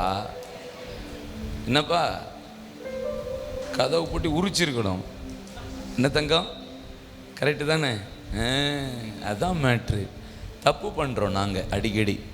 உங்களை நாங்கள் அப்படி செஞ்சு நடத்திருந்தா நல்லாயிருக்கும். சர்ச்சில் சொல்கிறேன், வீட்டில் பிள்ளையை கண்டிக்க வேண்டிய பிரகாரம். இனி பாருங்கள், நீங்கள் 3ஆம் அதிகாரத்தில் 15 16 வசனத்தில் பாருங்கள், பலியினாலும் காணிக்கையினாலும் பாவம் நிவர்த்தி ஆகும் என்று ஏழியின் மக்கள் நினச்சிட்டே இருக்காங்க. காணிக்கை கொடுத்தா, பலி செலுத்திட்டா நம்ம பாவத்தை மன்னித்து கர்த்தர் கண்டும் காணாமல் விட்டுருவான்னு. இந்த பயல்கள் நினைப்பே பாதி பேருக்கு அப்படி தான் இருக்குது. ஏதாவது பரிகாரம் பண்ணிட்டா நம்மளை ஆண்டவர் கண்டுக்காமல் விட்டுருவாருன்னு நினச்சிட்டு ஏதாவது மிஷினரிக்கு சர்ச்சு கட்டி கொடுத்துட்டோம்னா நம்மளை கர்த்தர் கண்டுக்க, அப்போ தான் நச்சு நல்லா செய்வார். தோத்திரம். ஆமேன். அடுத்தது சொல்றாரு, உன் பிள்ளைகளை என்னை விட உன் பிள்ளைகளை அதிகமா மதிப்பானேன். என்னை விட உன் பிள்ளைகளை அதிகமா மதிப்பானே. என்ன அவனை தூக்கி வச்சு கொண்டாடுற? கண்டிக்க வேண்டிய பிரகாரம் கண்டிக்காம சும்மா பாலிஷ் போட்டுட்டு தடவி கொடுத்துட்டே இருந்தீங்கன்னா மகிமை உள்ளே இருக்கும், வெளியே தான் போகும். சர்ச்சில் தடவி கொடுக்குற வேலை கிடையாது, ஊழியத்தில் தடவி கொடுக்குற வேலைக்கு இங்கே இடம் கிடையாது. செய்கிற தப்ப நேருக்கு நேராக சொல்கிறதுக்கு தான் கத்த நமக்கு ஆள் தேவை.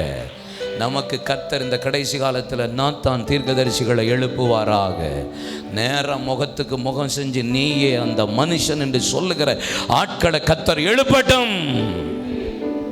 காம்ப்ரமைஸ் பண்ற ஆட்கள் இல்லை. என்ன தப்பு பண்ணாலும் ஓகே நோ. எப்படி அங்கீகரிக்க முடியும்? கள்ள உபதேசம் பண்றவன் பாட்டை எப்படி பாட முடியும் சபையில்? அவன் வாழ்க்கையே சரியில்லை, அவன் பாட்டை உருகி உருகி பாடுது சபை, எப்படி அங்கீகரிக்க முடியும்?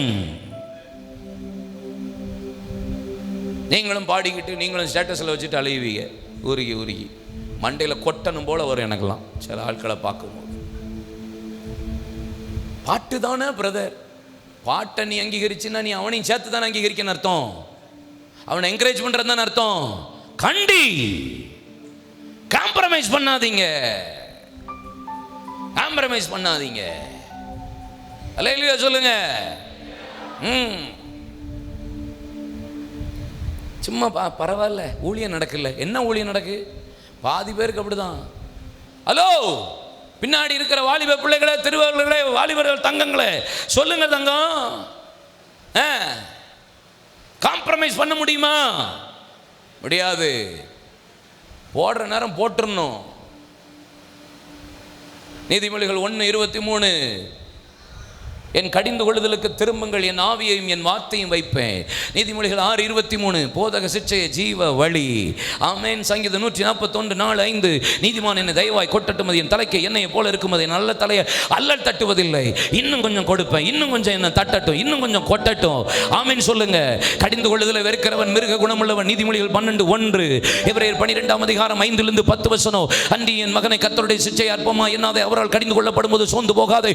எந்த மகனை அவர் சிட்சிக்கிறார் சேர்த்துக் கொள்ளுகிற எந்த மகனை அவர் தண்டிக்கிறார் என்று பிள்ளைகளுக்கு சொல்லுகிற புத்திமதியை மறந்தீர்கள். நீங்கள் சிட்சைகளை சகிப்பீர்கள், ஆனால் தேவன் உங்களை புத்திரராய் நடத்துகிறார். எல்லாருக்கும் கிடைக்கிற சிட்சை உங்களுக்கு கிடையாது இருக்குமானால் நீங்கள் பிள்ளைகளாய் இராமல் வேசியின் பிள்ளைகளாய் இருப்பீர்கள். உங்கள் பிதாக்கள் உங்களுக்கு நலம் என்று தோன்றின கொஞ்ச காலம் சிட்சித்தாரான நீங்களும் பரிசுத்தத்துக்கு பங்குள்ளவர்களாகும்படி முடிவு பரியந்தம் சிட்சிக்கிறார். தற்காலத்தில் உங்களுக்கு கடிந்து கொள்ளுதல் கஷ்டமா இருக்கும், ஆனால் பழகினவர்களுக்கு அது நீதியின் பலனாய் இருக்கும்.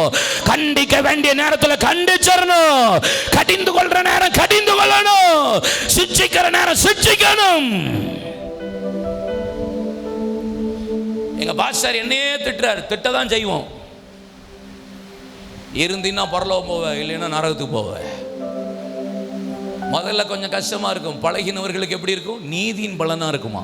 அப்படித்தானே இருக்கு அந்த வசனம் 12:10 அப்படித்தானே இருக்கு. நீதியின் பலனா இருக்குமா? 11 வசனத்தில் அப்படி இருக்கு. செம்மையா இருக்கு. உங்களுக்கு திட்டினா பிடிக்குமா? எத்தனை பேருக்கு பிடிக்கும்? சும்மா அரை கையும் முக்கா கையெல்லாம் தூக்கக்கூடாது, கரெக்டாக தூக்கணும். உங்கள் பாஸ்டர் உங்களை கடிந்து கொள்றாருன்னு வச்சுக்கோங்க, ஆசையாக கடிந்து கொள்றார், இஷ்டப்படுவீங்களா? அடுத்த சர்ச்சு மாறிடுவீங்களா? அவர் திட்டிகிட்டே இருக்காரு, அவருக்கு ஒரு வேலையை கழுதல, சர்ச்சை மாற்றணும் போல இருக்குன்னு கிளம்பிடுவீங்களா? கொட்டட்டும், கடிந்து கொள்ளட்டும், சிச்சிக்கட்டும். ஆமென். ஹல்லேலூயா. அப்போ என்ன செய்யணும்? கடிந்து கொள்ளுதலை என்ன செய்யணும்ப்பா? லேவியராகம் 10:16 பாருங்க. லேவியராகம் 10:16. மோசே உள்ளே வந்துட்டு நேராக எலேசரை கூப்பிட்டு சொல்கிறான், இல்லை என்னடா நீங்கள் உள்ளே போய் ஜனங்கள் பாவம் மன்னிக்கப்பட சாப்பிட புசிக்க வேண்டிய தகனிக்க வேண்டிய பலி அப்படி இருக்குது, புசிக்கலையான்னு கேட்குறான். உடனே மோசே எலேசர் சொல்கிறான், ஏற்கனவே 2 பேர் உள்ளே செத்து போயிட்டான். இல்லை யார்? அந்நிய அக்னியை கொண்டு வந்தது யாருப்பா? உள்ள நாதாபு அபியும் உள்ளே கொண்டு வந்து செத்து போயிட்டான். இப்போ நான் திருப்பி உள்ளே போய் நாங்களும் சாவுவா அப்படின்னா, மோசே ஏண்டா நீ தகனிக்கப்பட்ட பலியை புசிச்சாதான் வெளியே பாவம் மன்னிக்கப்படும், நீ சாப்பிடாமலே உட்காந்துக்கிட்டு இருந்தீங்கன்னா என்னடா கணத்துன்னு சொல்லி எலெயாசார் மீது கோபம் கொண்டான் இருக்கு, எச்சரித்தான் இருக்கு. சத்தம் போடுறாரு மோசே எலெயாசாரை. எனக்கு என்ன ஆச்சரியம் தெரியுமா? இவர் கோபப்பட்டு எச்சரிக்கிறார். என்ன விஷயம்? இல்லை எவன் செத்தா நமக்கு என்னடா, சாவை விட எனக்கு சத்தியம்தான் முக்கியங்கிறாரு. சாவை விட சத்தியம்தான் முக்கியம்னு எச்சரிக்கிறாரு. அதை ஏற்றுக்கொண்டு எலெயாசார் செயல்படுகிறான் பாருங்க. நமக்கு தேவை ஆண்டவர் நம்மளை கொட்டினாலும் திட்டினாலும் சிட்சித்தாலும் தேவ மனிதர்கள் ஊழியர்கள் ஏற்றுக்கொள்ளுங்க, மகிமை உங்கள் மூலியமாக தான் கர்த்தர் வெளிப்படுத்துவா. அல்லேலூயா. என் கூடாரத்தின் சிறையிருப்பு முற்றிலும் மாற்றப்படும்.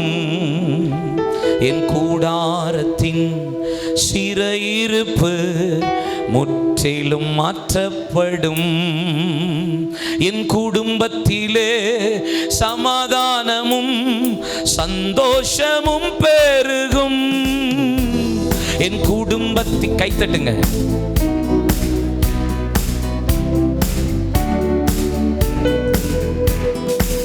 நிச்சயமாகவே நடக்கும், அற்புதமாகவே இருக்கும்.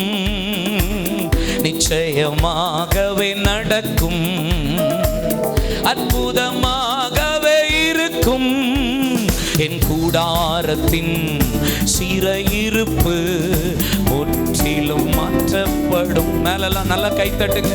கூடாரத்தின் சிறையிருப்பு முற்றிலும் மாற்றப்படும். என் குடும்பத்திலே சமாதானமும் சந்தோஷமும் பெருகும். என் குடும்பத்திலே சந்தோஷமும் பெருகும். நிச்சயமாகவே நடக்கும், அற்புதமாகவே இருக்கும். நிச்சயமாகவே நடக்கும், இருக்கும். ஹல்லேலூயா. 1 சாமுவேல் 1:9 சொன்னா, அவன் ஆசனத்தில் உட்கார்ந்து. ஏன் மகிமை விளைவிச்சு தெரியுமா? ஆசனத்தில் உட்கார்ந்ததுனால. உட்கார்றது தப்பா பிரதர் அப்படின்னு நீங்கள் கேட்பீங்க. எபிரேயர் 10ஆம் அதிகாரம் அதனுடைய 12, 13, 11 வசனமா, நாடோறும் ஊழியக்காரன் 11 போடுங்க. அன்றியும் எந்த ஆசாரியனும் நாடோறும் ஆராதனை செய்கிறவனாயும் பாவங்களை ஒரு காலம் நிவர்த்தி செய்யக்கூடாத ஒரே விதமான பலிகளை அநேகதரும் செலுத்துகிறவனாயும். கேட்கல, நம்மால் என்ன செஞ்சிட்டாரு? உட்காந்துட்டார். என்னைக்கு உட்காந்தானோ அன்னைக்கே இருள், கண்ணு தரிசனம் போச்சு, சத்தம் போச்சு, வசனம் போச்சு, ஆண்டவர் பேசுறது போச்சு. என்னைக்கும் உட்காரக்கூடாது. உட்கார்றதுக்கு இங்கே இடமே இல்லை, நிற்கிறதுக்கு தான் இங்கே கர்த்தர் நம்மளை வச்சிருக்கிறார். திறப்பில் நிற்கிற ஆள் தேவை. ஆமே. பலிபீடத்துக்கு மண்டபத்துக்கு நடுவே நிற்கிற ஆசாரியர்கள், அழுது புழும்புகிறவர்கள் தேவை. ஆயிக்கும் பெத்தேலுக்கு நடுவே பலிபீடத்தை கட்டி ஆராதிக்கிறவர்கள் தேவை. மோசேக்கு சேனைக்கு நடுவே நிற்கிற ஆட்கள் தேவை.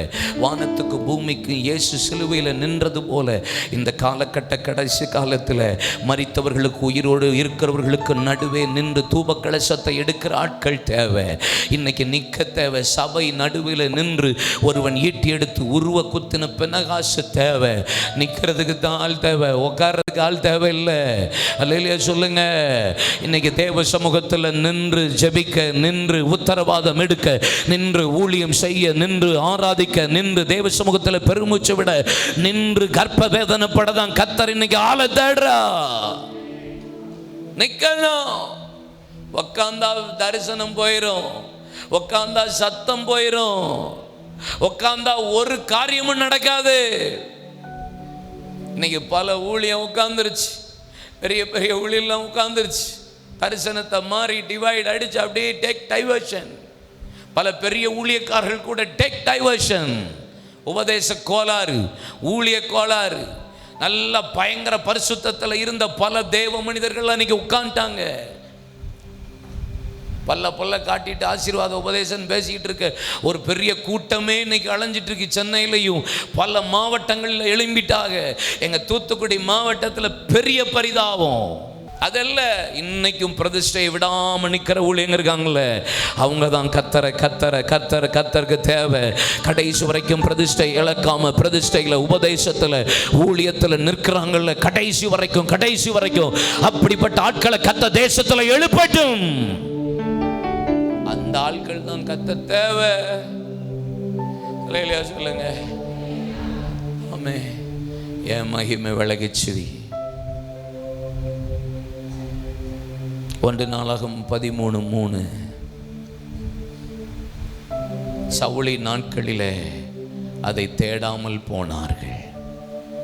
என்ன போனாங்க? சவுலின் நாட்கள் என்ன செய்ய மாட்டாங்க? தேடவே இல்லை. உடன்படிக்கை பெட்டியை பற்றி, கபோத்தின் மகிமையை பற்றி அக்கறையே இல்லை. தாவீது தேடினா, சவுல் தேடலை. தேடாமல் போனதுனால். அப்போ பெட்டி திரும்ப வந்தால் தான் மகிமை திரும்ப வரும். இன்னொரு வசனம் சொல்கிறேன், குறிச்சுக்கோங்க. 2 சாமுவேல் 19ஆம் அதிகாரம் 10ஆம் வசனம். ராஜாவை திரும்ப கொண்டு வராமல் சும்மாவே இருந்து விட்டார்கள். ராஜாவை திரும்ப கொண்டு, பெட்டி திரும்ப வந்தாதான் மகிமை வரும். 2வது சொல்லப்பட்டிருக்கு, ராஜா திரும்பி வரணும். ராஜா திரும்பி கொண்டு வராததுக்கு காரணம் சும்மா இருந்தார்கள், தாமதம் பண்ணினார்கள். 3வது புலம்பல் 5ஆம் அதிகாரம் 25ஆம் வசனம். கர்த்தாவே எங்களை திருப்பிக் கொள்ளு, நான் உம்மிடத்தில் திரும்புவோம், பூர்வ நாட்கள் மீண்டும் திரும்புவதாக. சபைக்குள்ள பெட்டி திரும்ப வரணும், ராஜா திரும்ப வரணும், பூர்வ நாட்கள் திரும்ப வரணும்.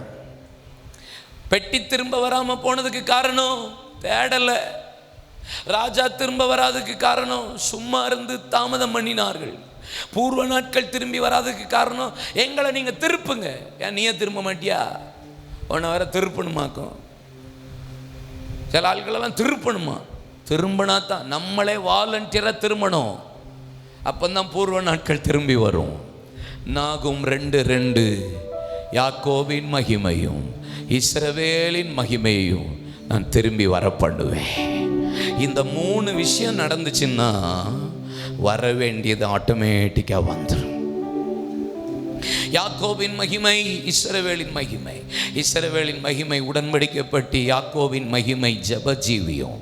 இந்த 2 மகிமையையும் காணோம். ஆனால் திரும்பி வரணும்னா ராஜா வரணும், உடன்படிக்கப்பட்டு வரணும், பூர்வ நாட்கள் வரணும். இதுவே ஒரு பெரிய பிரசங்கம். ராஜா திரும்பி வராதுக்கு காரணம் சும்மா இருந்துட்டாங்க. இனி சும்மா இருக்கிற காலம் அல்ல, அமர்ந்திருக்கிற காலம் அல்ல, தாமதம் பண்ணுற காலம் அல்ல, செயல்படுகிற காலம். சோம்பேறியாக இருக்கிறவன் மகிமையை கொண்டு வரவே முடியாதுங்க. ராஜாவை திரும்பி கொண்டு வரவே முடியாது. சோம்பேறிக்கு இங்கே வேலையே இல்லை. சோம்பேறி அறுப்பில் பிச்சை கேட்டாலும் கிடக்காது. சோம்பேறி குளிர்கிறது என்று உளமாட்டான். சோம்பேறி வழியில் சிங்க இருக்கு, வீதியில் சிங்க இருக்குன்னு சொல்லுவான். சோம்பேறி குளிர்கிறது என்று உளமாட்டான். சோம்பேறி படுக்கையில் ஆடிக்கொண்டே இருப்பான். இன்னும் கொஞ்சம் தூங்கட்டும், இன்னும் கொஞ்சம் கை முடக்கி கொண்டு இருக்கட்டும்னு சொல்லிட்டு கதவு நிலைகளில் ஆடுகிறது போல. சோம்பேறி கலசத்தில் கையை வச்சுட்டு வாய்க்கு கூட எடுக்க மாட்டான். சோம்பேறி விரும்பி ஒன்றும் பெறமாட்டான். சோம்பேறி தரிசனம்லாம் விளங்காத தரிசனம். சோம்பேறித்தனம் சபைக்குள்ள வருதா? சும்மா இருக்கீங்களா? சும்மா இருக்கேன் பிரதர். சும்மா இருக்க வேண்டிய காலம் இது அல்ல. உங்களை கர்த்தர் நம்புறாரு. நீ ராஜாவை திரும்பி கொண்டு வருவன்னு. இனி தாமதம் பண்ணக்கூடாது. மகிமை திரும்ப வரணும், வரணும், வரணும், வரணும். ராஜா திரும்ப வரணும். வர்றதுக்கு சும்மா இருக்கிற ஆட்கள் தேவையில்லை, செயல்படுகிற ஆட்கள் தேவை.